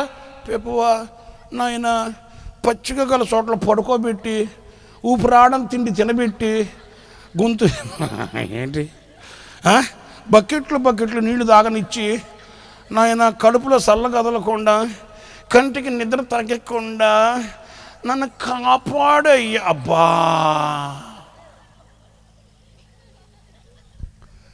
ఏమంటే చిన్న గొర్రె పిల్లనయ్యా. చిన్న గొర్రె పిల్లవా నువ్వు? మీ ఆయనకి తెలియకుండా ₹1,00,000 చీటి పాట పెట్టావు కదా, చిన్న గొర్రె పిల్లవా అమ్మా? మీ ఆయనకి తెలియకుండా ₹50,000 వడ్డీకి మారుతున్నావు కదా సువార్తక్క, నీ సంగతే చెప్పేది నేను. మళ్ళీ చర్చికి వస్తే చిన్న గొర్రె పిల్ల, చిన్న గొర్రె పిల్ల, వడ్డీ డబ్బులు ఏం చేసావమ్మా చిన్న గొర్రె పిల్ల? చేసేదంతా చేసేది మళ్ళీ ఎక్కడికొచ్చాము. జాగ్రత్త, చిన్న గొర్రె పిల్లంట. ఎందుకు ఇక్కడ చిన్న పిల్లలారా అన్నాడంటే, మోసపరిచే వాళ్ళు ఉన్నారు. ఈ మోసపరిచే వాళ్ళ చేతిలో చిన్న పిల్లల్లాగా పడిపోకుండా కాస్త ఎదిగిన వాళ్ళలాగా ఉండండి. హల్లెలూయా హల్లెలూయా. చిన్నపిల్లలు ఉన్నారు కదా, చిన్నపిల్లలకి రై చాక్లెట్ కొని పెడతారా, నాతో రారా చాక్లెట్ ఇస్తారా అన్నావు అనుకో, ఆడు వెళ్ళిపోతాడు లేదా? చిన్నపిల్లలు వెళ్ళిపోతాడు లేదా? రే నీకు బిస్కెట్ బ్యాగ్ ఇస్తారా, రే బిస్కెట్ బ్యాగ్ కొని పెడతారా, రా నీకు బిస్కెట్ బ్యాగ్ ఇస్తారా అన్నావు అనుకో, అమాయకంగా వచ్చి మనం చేయబట్టుకుంటాడు, మనం తీసుకెళ్తుంటే మనతో వచ్చేస్తాడు. చిన్నపిల్లలు వింటున్నారా లేదా? మాట్లాడరేంటమ్మా, వింటున్నారా? చిన్నపిల్లలకి ఆశ చూపిస్తారు. ఇక్కడ నీకేం మేలు కలగట్లేదా? ఇక్కడేమి నీకు దీవెన కలగట్లేదా? మీ ఇంట్లో కృతజ్ఞత కోటం పెట్టట్లేదా? మీ ఇంట్లో ఏమి అలాగ చేయట్లేదా? రండి మేము అన్నీ ఇస్తాం, మీకు బర్త్డే కేకులు కూడా పంపిస్తాం రండి అంటే ఈ చిన్నపిల్లలు ఏం చేస్తారు? మీకు అర్థమైందిగా, కనెక్ట్ అయింది కదా. ఏంటి అందరూ ముసిముసిలో ఉంటున్నారు? చిన్నపిల్లలండి, చిన్నపిల్లలు. ఆటో వచ్చిందనుకో, ఆటోకి కట్అవుట్ కట్టుకొని చుట్టూ సినిమా బొమ్మలు కట్టుకొని ఆటో వస్తుంది. రండి చూడండి, చూసి ఆనందించండి, మీ అభిమాన థియేటర్లో రోజుకి 3 ఆటోలు అన్న ఆటో వచ్చిందనుకో, ఈ పిల్లలంతా ఆటో వెనక వెళ్ళిపోతారు కంతే. ఇది సినిమా ఆటో, మనం వెళ్ళకూడదు. ఆడికి తెలియదా? నవ్వుతారేంటి? తెలిస్తే వెళ్తారేంటి? తెలీదు. ఆశ చూపిస్తారు, వల వేస్తారు, మోసపరుస్తారు. మోసకరమైన అనుభవాలలో ఈ రోజున ఎన్నో కుటుంబాలు విచ్ఛిన్నమైపోతున్న కఠోరమైన కసాయి పరిస్థితులు మనం చూస్తున్నాం. ఈ రోజున మోసపోకండి, జాగ్రత్త పడండి. ఎవడు మిమ్మల్ని మోసపరచకుండా చూసుకోండి. నా ప్రియమైన సహోదరులారా, కనబడేవన్నీ మెరిసేవన్నీ ఒరిజినల్, అవి శాశ్వతమైనవి కావు. ఏది శ్రేష్టమైనది, ఏది నిర్మలమైనది, ఏది పరిశుద్ధమైనది, ఏది నాకు క్షేమకరమైనది అని యోచించి వివేచించి అడుగు వేయవలసిన గురుతర బాధ్యత ప్రతి విశ్వాసి భుజస్కంధాల మీద ఉంది. 100 గొర్రెల్లో 1 గొర్రె తప్పిపోయిందంట. ఎందుకు తప్పిపోయింది గొర్రె? మీకు ఇంకో మాట చెప్పనా? ఏమంత డల్లుగా చెప్పండి. ఇప్పుడు ఎప్పుడు తప్పిపోతాం? మీరు చెప్పండి, ఎప్పుడు తప్పిపోతామండి? ఎప్పుడు తప్పిపోతామంటే మనకు ప్రక్కన చెప్పేవాళ్ళు లేనప్పుడు. మేము అప్పుడప్పుడు రాత్రులు వెళ్తూ ఉంటాం, ఏదంటే ఎక్కడంటే అక్కడ మీటింగ్లు ముగించుకొని. ఒక్కొక్కసారి దారి తప్పిపోతాం. ఒక 10 కిలోమీటర్లో వెళ్ళిపోయిన తర్వాత అప్పుడు తెలుస్తుంది, ఇదేట్రా బెంగళూరు అని చూపిస్తుంది, మనం విజయవాడకి వెళ్ళాలి కదా, బెంగళూరు అని రాసింది ఏంట్రా అంటే అక్కడ ఎవరు ఉండరు, అందుకు తప్పిపోయాం. ఎవరు నన్ను అడిగి వెనక్కి వెళ్దామంటే ఎవడు లేడు, ఏం చేయాలి? ఎవడన్నా మరలా కనబడేంత వరకు అక్కడ ఆగి వాళ్ళని అడిగాయా, మేము విజయవాడకి ఇక్కడికి ఎందుకు వచ్చారండి మీరు 25 కిలోమీటర్లు ముందుకు వచ్చేసారు, వెనక్కి వెళ్ళి సీదా వెళ్ళి సందులోకి వెళ్ళి గొంతులు తిరిగా. వాళ్ళు చెప్పేవాళ్ళు లేక అక్కడ ఎవడు లేకే కదా వచ్చేసింది. నేను అనేది ఏంటంటే ఇక్కడ 99 గొర్రెలు ఉన్నప్పుడు ఈ ఒక్క గొర్రెకి ఎందుకు తప్పిపోయింది అది చెప్పండి నాకు. ఇంకో మాట చెప్పనా, గొర్రెలకు ఉండే స్వభావం ఏంటి? ముందు ఒక గొర్రె వెళ్తూ ఉంటే ఆ గొర్రెను ఫాలో వెళ్ళిపోతూ ఉంటుంది గొర్రె. నేను అంటాను 99 గొర్రెలు ఒక చోట ఉన్నప్పుడు ఈ ఒక్క గొర్రె వేరొక చోటకి ఎందుకు వెళ్ళింది? ఎవడో మోసగించుంటాడు, ఎవడో భ్రమపరుచుంటాడు, ఎవడో కళ్ళుగా పెట్టుంటాడు, ఆశ చూపించుంటాడు. అందుకే వాక్యం ఉంటుంది, చిన్న పిల్లలారా. చూడండి ఎంత మంచి మాట. అభము శుభము ఎరుగని, ఇరుకు విశాలత తెలియని అమాయకపు ప్రజలారా, చిన్న పిల్లలారా, మిమ్మల్ని ఎవరు మోసపరచకుండా మోసపరచనీయకండి. ఆమేన్, స్తోత్రం చెప్పండి. హల్లెలూయా, హల్లెలూయా. ఆయన, ఇప్పుడు చెప్పండి, ఆ సబ్జెక్టులోకి వచ్చేద్దాం.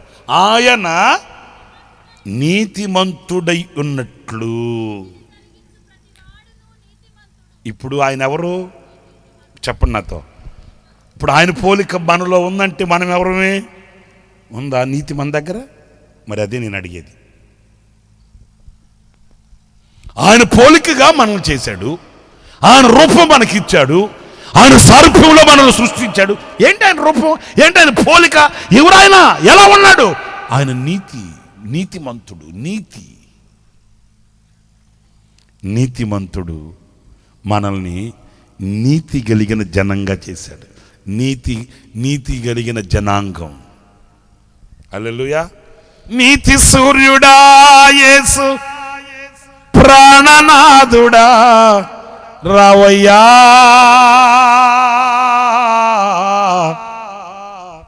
నిన్న నేడు ఏకరీతిగా నున్నావా. హల్లెలూయా. ఎన్నాడైనా నన్ను మరచిపోయావా. నీతి సూర్యుడా యేసు, ప్రాణనాథుడా రావయ్యా, నిన్న నేడు ఏకరీతిగా నున్నావా. హల్లెలూయా. ఎన్నాడైనా నన్ను మరచిపోయావా. నీతి సూర్యుడా యేసు, ప్రాణనాథుడా రావయ్యా,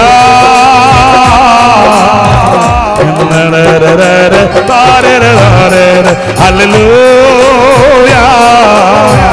ఎన్నాడైనా నన్ను మరచిపోయావా. హల్లెలూయా. ఎన్నాడైనా నన్ను మరచిపోయావా. హల్లెలూయా. ఆయన ఎవరంటండి? చెప్పాలి, అందరూ చెప్పండి. ఆయన ఎవరంటండి? నీతిమంతుడు. ఏంటి నీతి? ఏంటి నీతి? మనుషుల నీతి వేరండి, దేవుని నీతి. మనుషుల నీతి అంతా ఎట్టుంటుందంటే, మనుషుల నీతి చెప్తాను వినండి, ఒక్క మాట గుర్తు చేస్తా, మనకు తెలియదు ఏముంది. మనుషుల నీతి అంతా ఎట్టుంటుందంటే, మనదైతే, మన కార్యమైతే, మనదైతే గుప్పుడు చప్పుడు బయటకు రాని. అది ఎదురింటి వాళ్ళది, పక్కింటి వాళ్ళది, వెనకింటి వాళ్ళది అనుకో, ఉతికి జాడిచ్చి మిద్ది మీదకి తీసుకెళ్ళి ఆకాశవాణి విజయవాడ కేంద్రం వార్తలు చదువుతాం. అమ్మా, అదే వాళ్ళ కొడుకో వాళ్ళ కూతురు అనుకో, అబ్బా అమ్మా మా పిల్లలు అలాంటి వాళ్ళు కాదండి, నోట్లో వేలు పెట్టిన కొరకరండి. అర్థమవుతుందా మీకు? ఇంకా అర్థం కాలేదా? ఇంకా చెప్పనా? కూతురికి అయితే ఏం చెబుతుందో తెలుసా? పిచ్చిదానా, తెక్కలదానా, మునక్కాడ మొహమా, సాంబారు మొహమా, దోసకాయ మొహం వేసుకుని నువ్వు ఎట్ట చేసుకుంటావు కాపురం, పెంటదానా, మెంటలదానా, ఇక్కడ గట్టేసుకోవాలి వాడిని అంటది. ఎవరికి మాట్లాడరండి? అమ్మా మహిళా మండలి చెప్పమ్మా, ఏం చెబుతుంది? తెక్కలదానా, మెంటలదానా, దోసకాయ మొహం వేసుకొని ఎట్ట చేసుకుని కాపురమో, ఏమి నేర్చుకున్నావు ఇంట్లో ఉండే, ఇక్కడ గట్టేసుకోవాలా అంటది. కూతురికేమో. మరలా కోడల్ని ఏమంటుంది తెలుసా? కొడుకుని ఏమంటుంది తెలుసా? రే ఏమరా నువ్వు దానికోసం అయిపోయినావు నువ్వు. దేనికి? కొడుకునేమో భార్య మాట వినద్దంటది, కూతురికేమో భర్తని ఇక్కడ కట్టేసుకోవాలంటది. ఏవి నీతి? మీకు అర్థమైపోయిందిగా? ఇంకా చెప్పాలనా? ఇది అందుకే రాయబడి ఉంది, మనుషుల నీతి మురికి గుడ్డ పెరిగి లాంటిది అంటండి. స్వార్థప్రియులు. హలో, స్వార్థప్రియులండి. నీతి కాదది, స్వనీతి, దుర్నీతి కంపు. లోకంలో నీతి కనిపించట్లేదు, లోకంలో నీతి కానరావట్లేదు, లోకంలో నీతియుక్తమైన ప్రవర్తన కనిపించట్లేదు. స్వనీతి, దుర్నీతి కప్పకపోయింది. దేవుని నీతి అలాంటిది కాదు. దేవుని నీతి ఎలాంటిదో తెలుసా? చెప్తాను ఒకే ఒక మాట. ఒకరోజు దైవజనుడైన యోహాను నీళ్ళల్లో బాప్తిస్మం ఇస్తుంటే మన ప్రభువు అయిన యేసుక్రీస్తు అక్కడికి వెళ్ళాడండి. చప్పట్లు కొట్టండి గట్టిగా, సలిభోవాలు కొడితే హల్లెలూయా. మన ప్రభువు అయిన యేసుక్రీస్తు అక్కడికి వెళ్ళాడు. వెళ్తే దైవజనుడు యోహాను గారు అన్నాడు, అదిగో లోక పాపములను మోసుకొని పోయే దేవుని గొర్రె పిల్ల, నా వెనుక వచ్చేవాడు నాకంటే బలము కలిగిన వాడు, ఆయన చెప్పుల వారు విప్పుటకైనను నేను యోగ్యుడను కాను, ఆయన పరిశుద్ధుడైన దేవుడు, ఆయన సర్వశక్తి గలవాడు, ఆయన లోక పాపములను మోసుకొని పోయే దేవుని గొర్రె పిల్ల అంటున్నంతలో యేసుక్రీస్తు అక్కడికి వచ్చాడు. తిన్నగా ఆయన నీళ్ళలోకి దిగాడు. కంగు తిన్నాడు దైవజనుడైన యోహాను, కంగు తిన్నాడు. ఆయన అన్నాడు, అయ్యా నీ చేత నేను పొందవలసిన వాడిని నా చేత నీవు పొందడం ఏంటయ్యా అంటే, యేసయ్య అన్నాడు, నీతి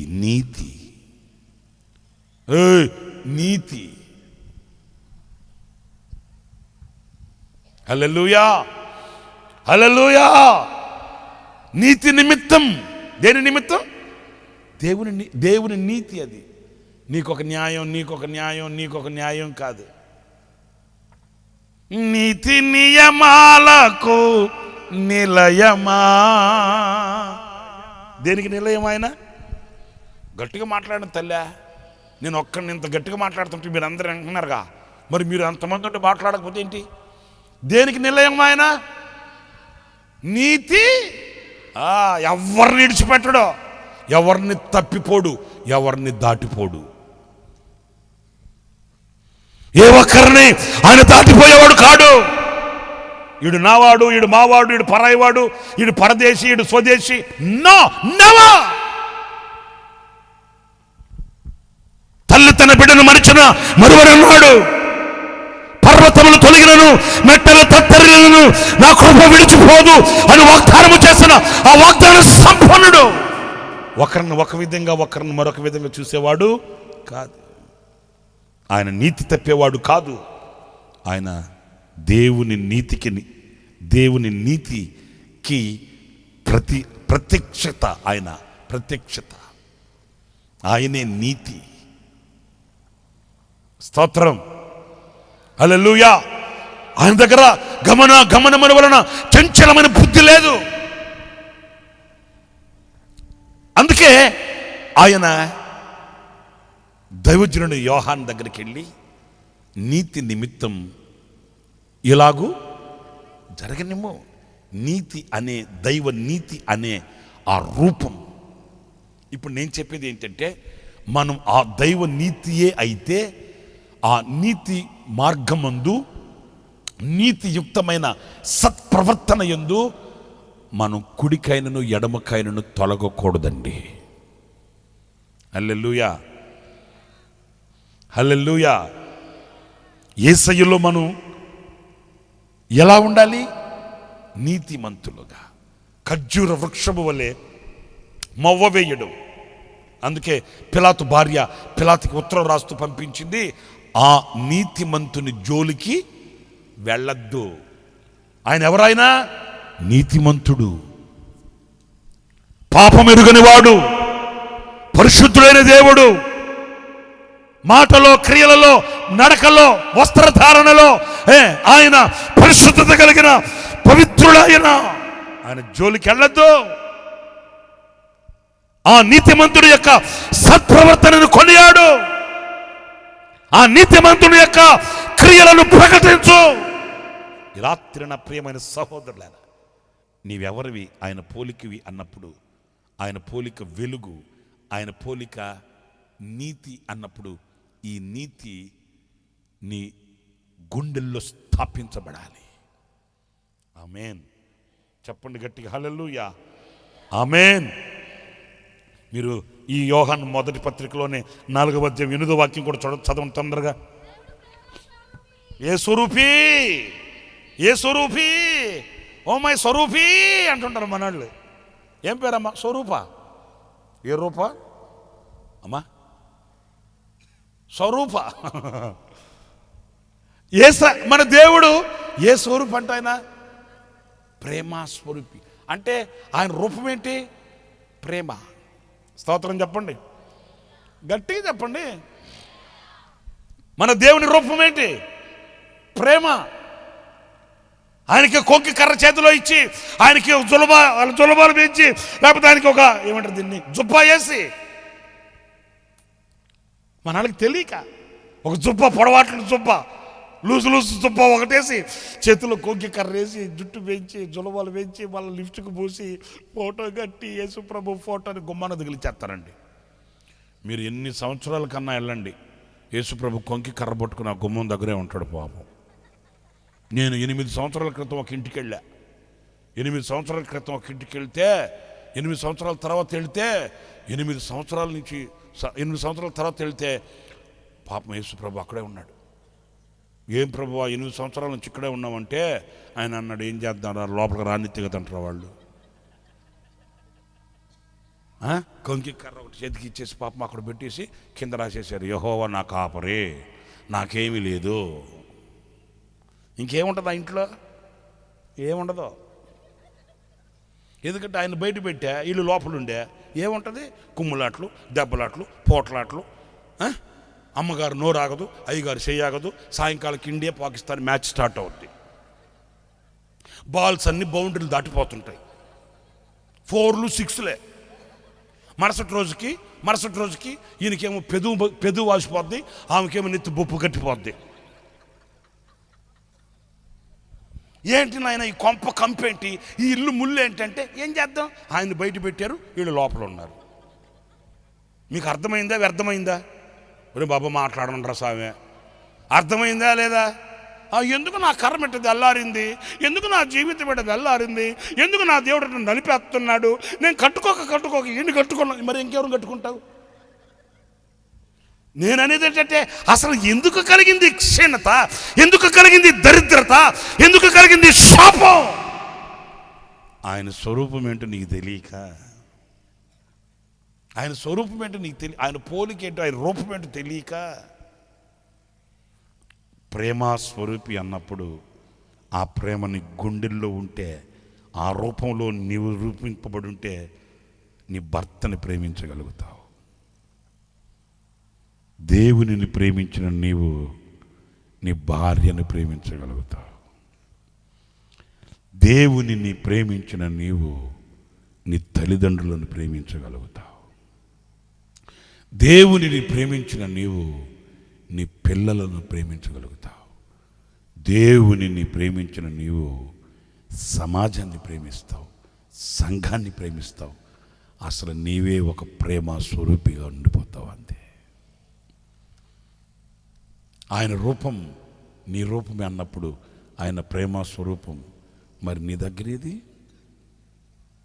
దగ్గరేది ఆ ప్రేమ స్వరూపం? అంటే నువ్వు ఆయన స్వరూపంలో లేవు. ఏ స్వరూపంలో ఉన్నావు? ఆడున్నాడు కదా, ఎవరాడు? కర్రోడు ఉన్నాడు కదా, వాడు రూపంలో ఉన్నావు. అమ్మా అనకూడదు కానీ కొంతమందికి ముక్కు మీద ఉంటుంది కోపము, ఎప్పుడు బుసలు కొడుతుంటారు.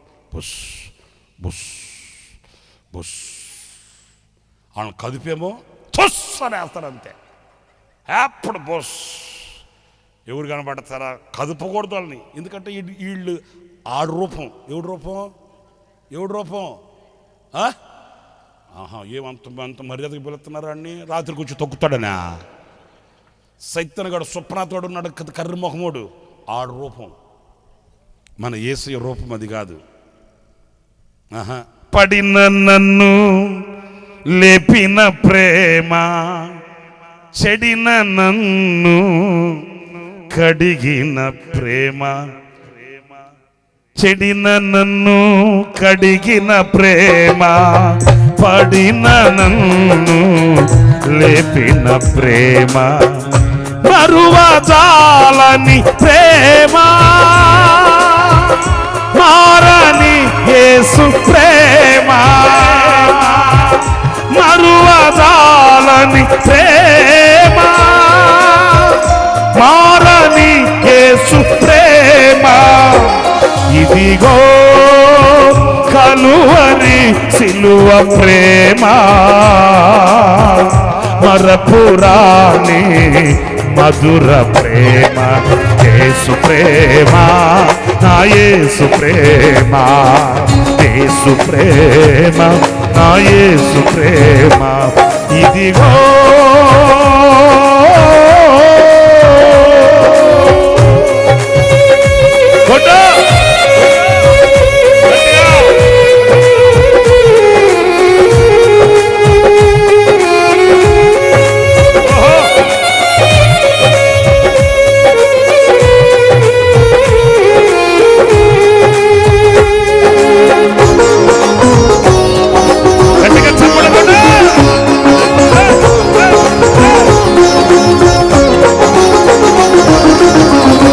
యేసుని సిలువకు పంపిన ప్రేమ,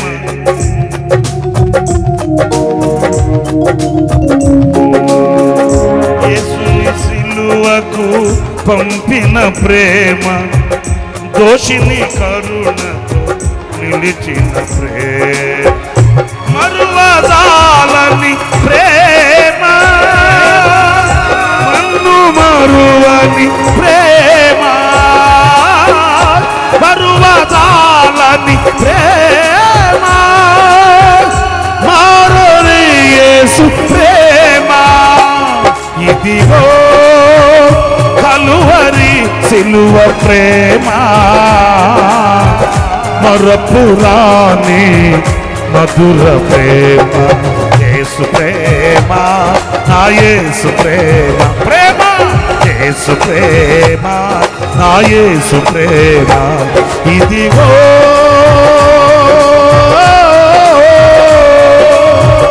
చెడిన నన్ను కడిగిన ప్రేమ, పడిన నన్ను లేపిన ప్రేమ, చెడిన నన్ను కడిగిన ప్రేమ, పడిన నన్ను లేపిన ప్రేమ, మరువలేని ప్రేమ, మారని యేసు ప్రేమ,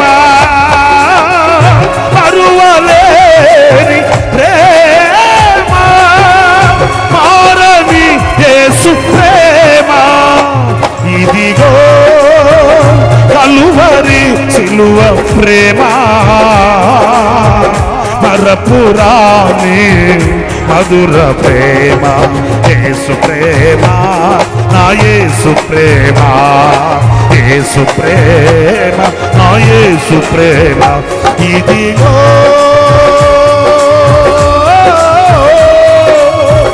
మహిమైశ్వర్యము పాపిన ప్రేమ, నా దోషములను మోసిన ప్రేమ.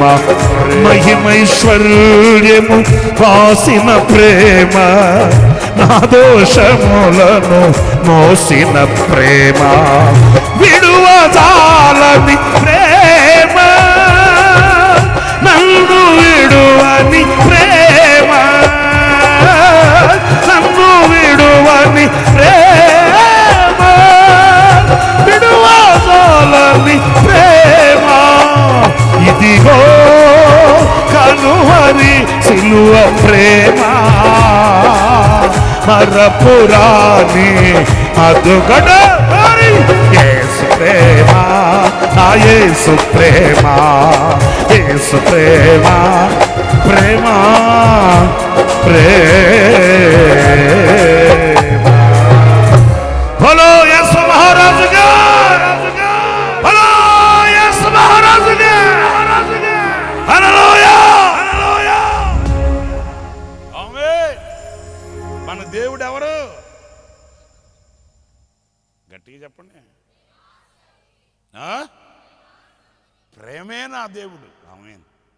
మండుటి ఎండలో ఆకాశానికి భూమికి మధ్య 6 గంటల సేపు 3 మేకుల మధ్య ఎత్తైన శిఖరముపై ఆయనను వ్రేలాడదీస్తే, నాగటి చాళ్ళు వల్ల వీపు దున్ని ఆయన శరీరాన్ని రక్తసక్తం చేసి రక్తపు ముద్దగా చేసిస్తే, రక్త కన్నీళ్లు కారుస్తూ ప్రక్కలో బల్లెపు పోటు పొడిచిన వ్యక్తిని చూచి, తండ్రి వీరేమి చేయుచున్నారో వీరిరువురు గనుక వీరిని క్షమించమని చెప్పిన ప్రేమ.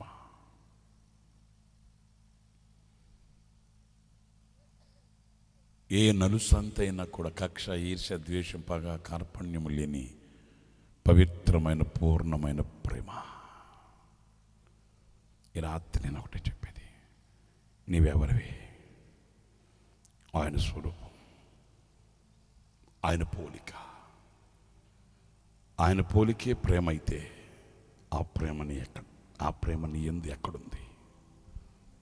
ఆ ప్రేమను ఎక్కడ పోగొట్టుకున్నావు? ఓ ఎఫెసీ సంగమా, వాక్యం చదువుతున్నావు, కానుకలు ఇస్తున్నావు, ఆరాధనలు చేస్తున్నావు, గుడి గంట కడుతున్నావు, గుడి గంట పెడుతున్నావు, సిలువకు లైట్లు కడుతున్నావు, పండుగలు చేసుకుని సంబరపడుతున్నావు. ప్రేమ ఇది ఎక్కడ విడిచిపెట్టావు ప్రేమని? సంగమా, లైట్లు బాగానే ఉన్నాయి, మైకులు బాగానే ఉన్నాయి, వేదికలు బాగానే ఉన్నాయి, పండుగ ఆచారాలలో మునిగి తేలాడుతున్నావు, కానీ నీవు ప్రభు రూపాన్ని పోగొట్టుకోలేదా? ప్రభు సారూప్యం ఎక్కడా? ప్రేమ ఎక్కడా? నీవెవరివి? ఆయన పోలికవి. ఏ పోలిక? ఆయన వెలుగై ఉన్న పోలిక, ఆయన నీతి అయి ఉన్న పోలిక, ఆయన ప్రేమ అయి ఉన్న పోలిక. హల్లెలూయా. మీకు 2 విషయాలు చెప్పాను ఇప్పటికీ.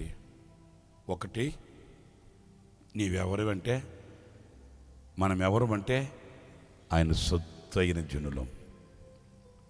ఓకే. 2, మనం ఎవరమంటే ఆయన పోలిక. ఆయన పోలిక అంటే వెలుగు, నీతి, ప్రేమ. ఏమేన్? వాక్యలు మనం చదువుతాం. నిత్య జీవం. మీరు యోహాను రాసిన మొదటి పత్రిక 5వ అధ్యాయం 20వ వాక్యం చూడండి.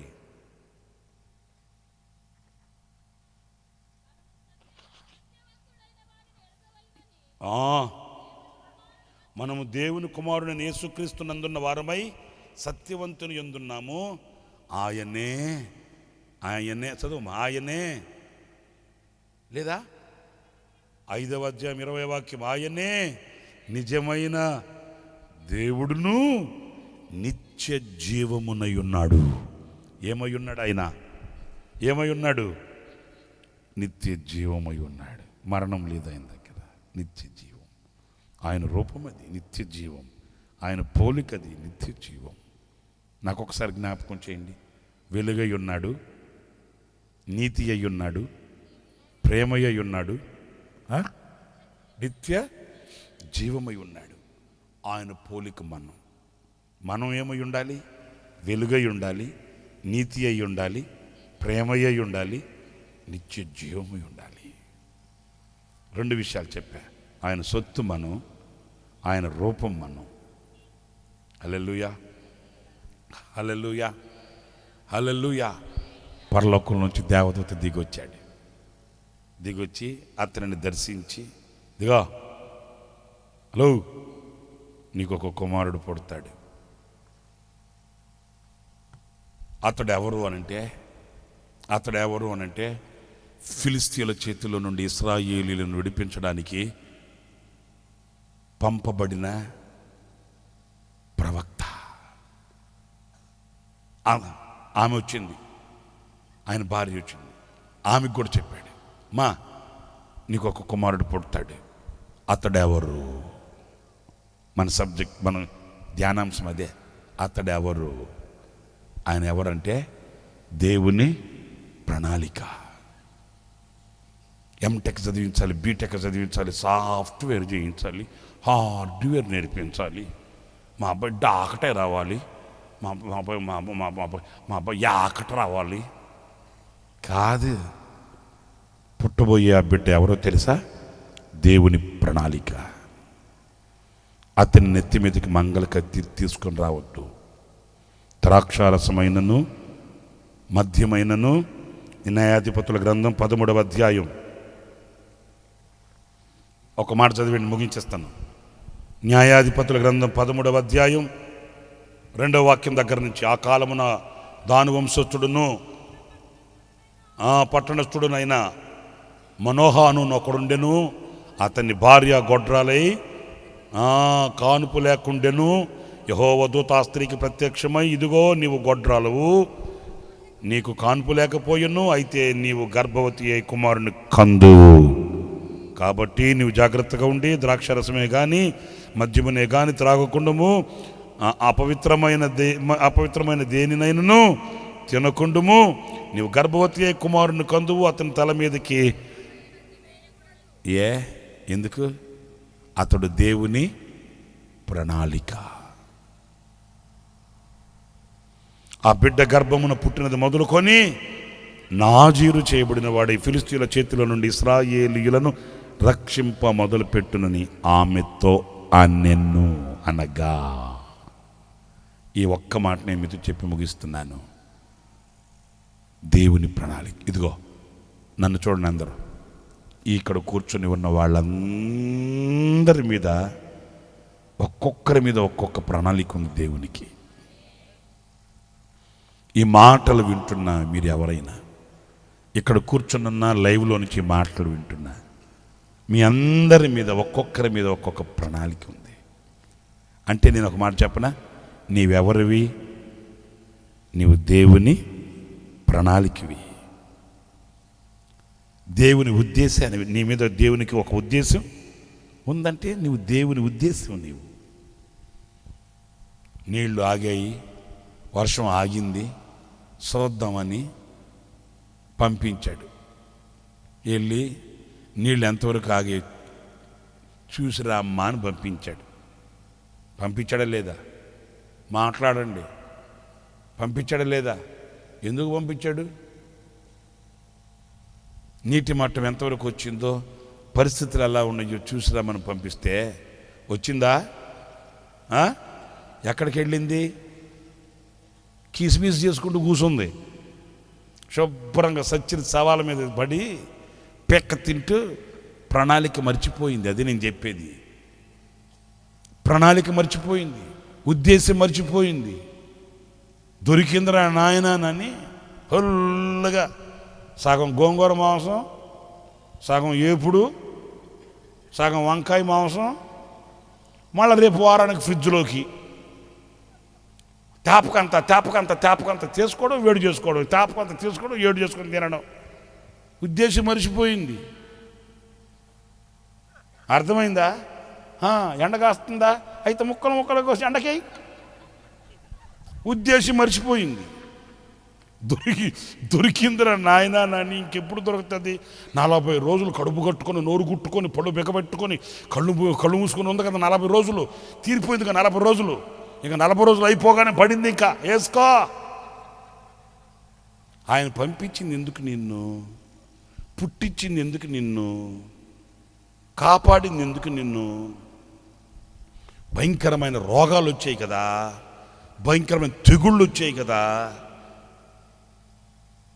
ఆ తెగుళ్ళు బారిన పడకుండా, ఆ రోగాలను బారిన పడకుండా దేవుడు కాపాడి, రక్షించి, విమోచించి, ఎత్తుకొని, హత్తుకొని, ముద్దాడి, భుజాల మీద మోసుకొని వచ్చి 2026 సంవత్సరంలో చేరిస్తే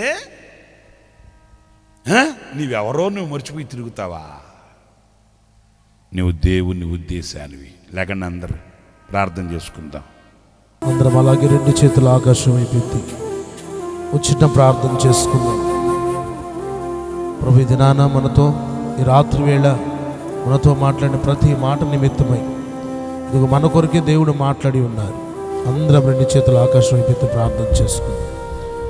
ఆశ్చర్యకరుడవు తండ్రి, ఆలోచనకర్తయగు దేవా, గొప్ప దేవుడవు, ఆశ్చర్యకరుడవు తండ్రి. ఈ సభను ఇంతవరకు మీరు ఆస్వాదకరంగా, దీవెనకరంగా మీరు జరిగించినందుకు మీకు స్తోత్రం చెల్లిస్తూ ఉన్నాం.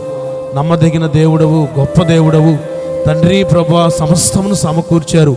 పాటల ద్వారా మీ నామానికి మహిమ తెచ్చుకున్నారు.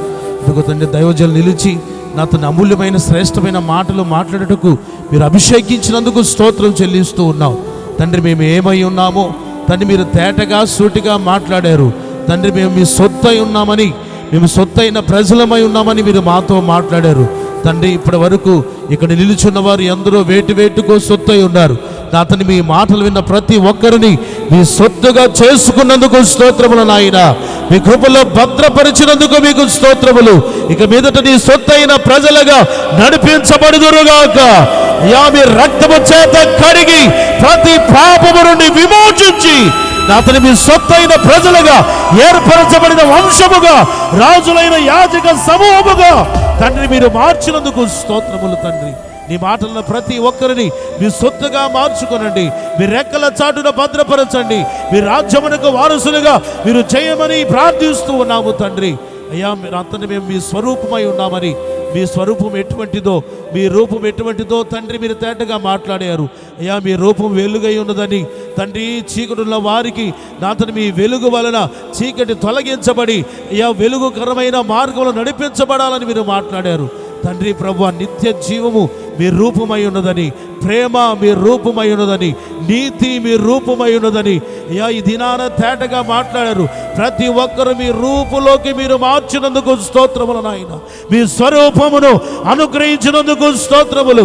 నీతిమంతులుగా మార్చినందుకు స్తోత్రములు. వెలుగులో నడిపించబడుటకు మీరు కృప చూపినందుకు స్తోత్రములు నాయన.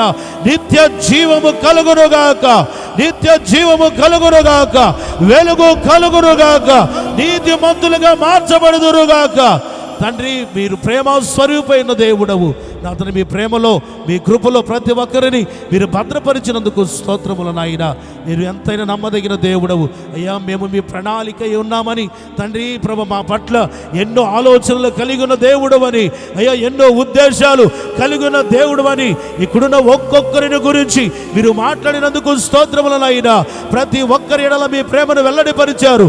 మీ చిత్తమును ప్రభు మీరు తెలియజేశారు అయ్యా. ఎన్నో ఉద్దేశాలు, ఎన్నో ప్రణాళికలు ఈ సంవత్సరంలో నెరవేర్చబడునుగాక, అద్భుతములు జరుగునుగాక తండ్రి. ఈ సంవత్సరం ఈ మొదటి ప్రభు ఈ ప్రాంతాన్ని, బాపట్ల ప్రాంతాన్ని అయ్యా మీరు ఉద్దేశించి మీ ప్రణాళికను నెరవేర్చారు, మీ ప్రణాళికను తెలియజేశారు. అతని ప్రణాళికలో మీ చిత్తములో నడిచే వారిగా ప్రతి ఒక్కరిని మీరు మార్చినందుకు స్తోత్రములు. ఇదిగో తండ్రి, మీ బిడ్డలు తిరిగి వెళుతూ ఉండగా వారి మార్గములలో మీరు తోడయుడు నడిపించండి. ఆశీర్వాదములతో, దీవెనలతో నింపండి. దైవజన్ నిలిచి ప్రార్థిస్తూ ఉండగా ప్రతి ఒక్కరు దీవెనలు పొందిన వారై, ఆశీర్వాదములు పొందిన వారై వెళ్ళుదురుగాక, కృప పొందుదురుగాక తండ్రి. మీరు కృప చూపినందుకు స్తోత్రములు. ఇంతవరకు వాక్యం అందించిన దైవజనులు ప్రభువా, ఇంకను చక్కటి ఆరోగ్యం ఇచ్చి, బలపరిచి, క్షేమము కలుగు చేసి, శక్తి కలిగిన పాత్రగా మీరు అనేక ప్రాంతంలో వాడుకుంటున్నందుకు మీకు స్తోత్రములు.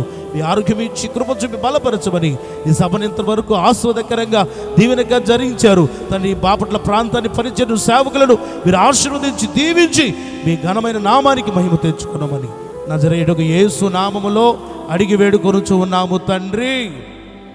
ఆమేన్.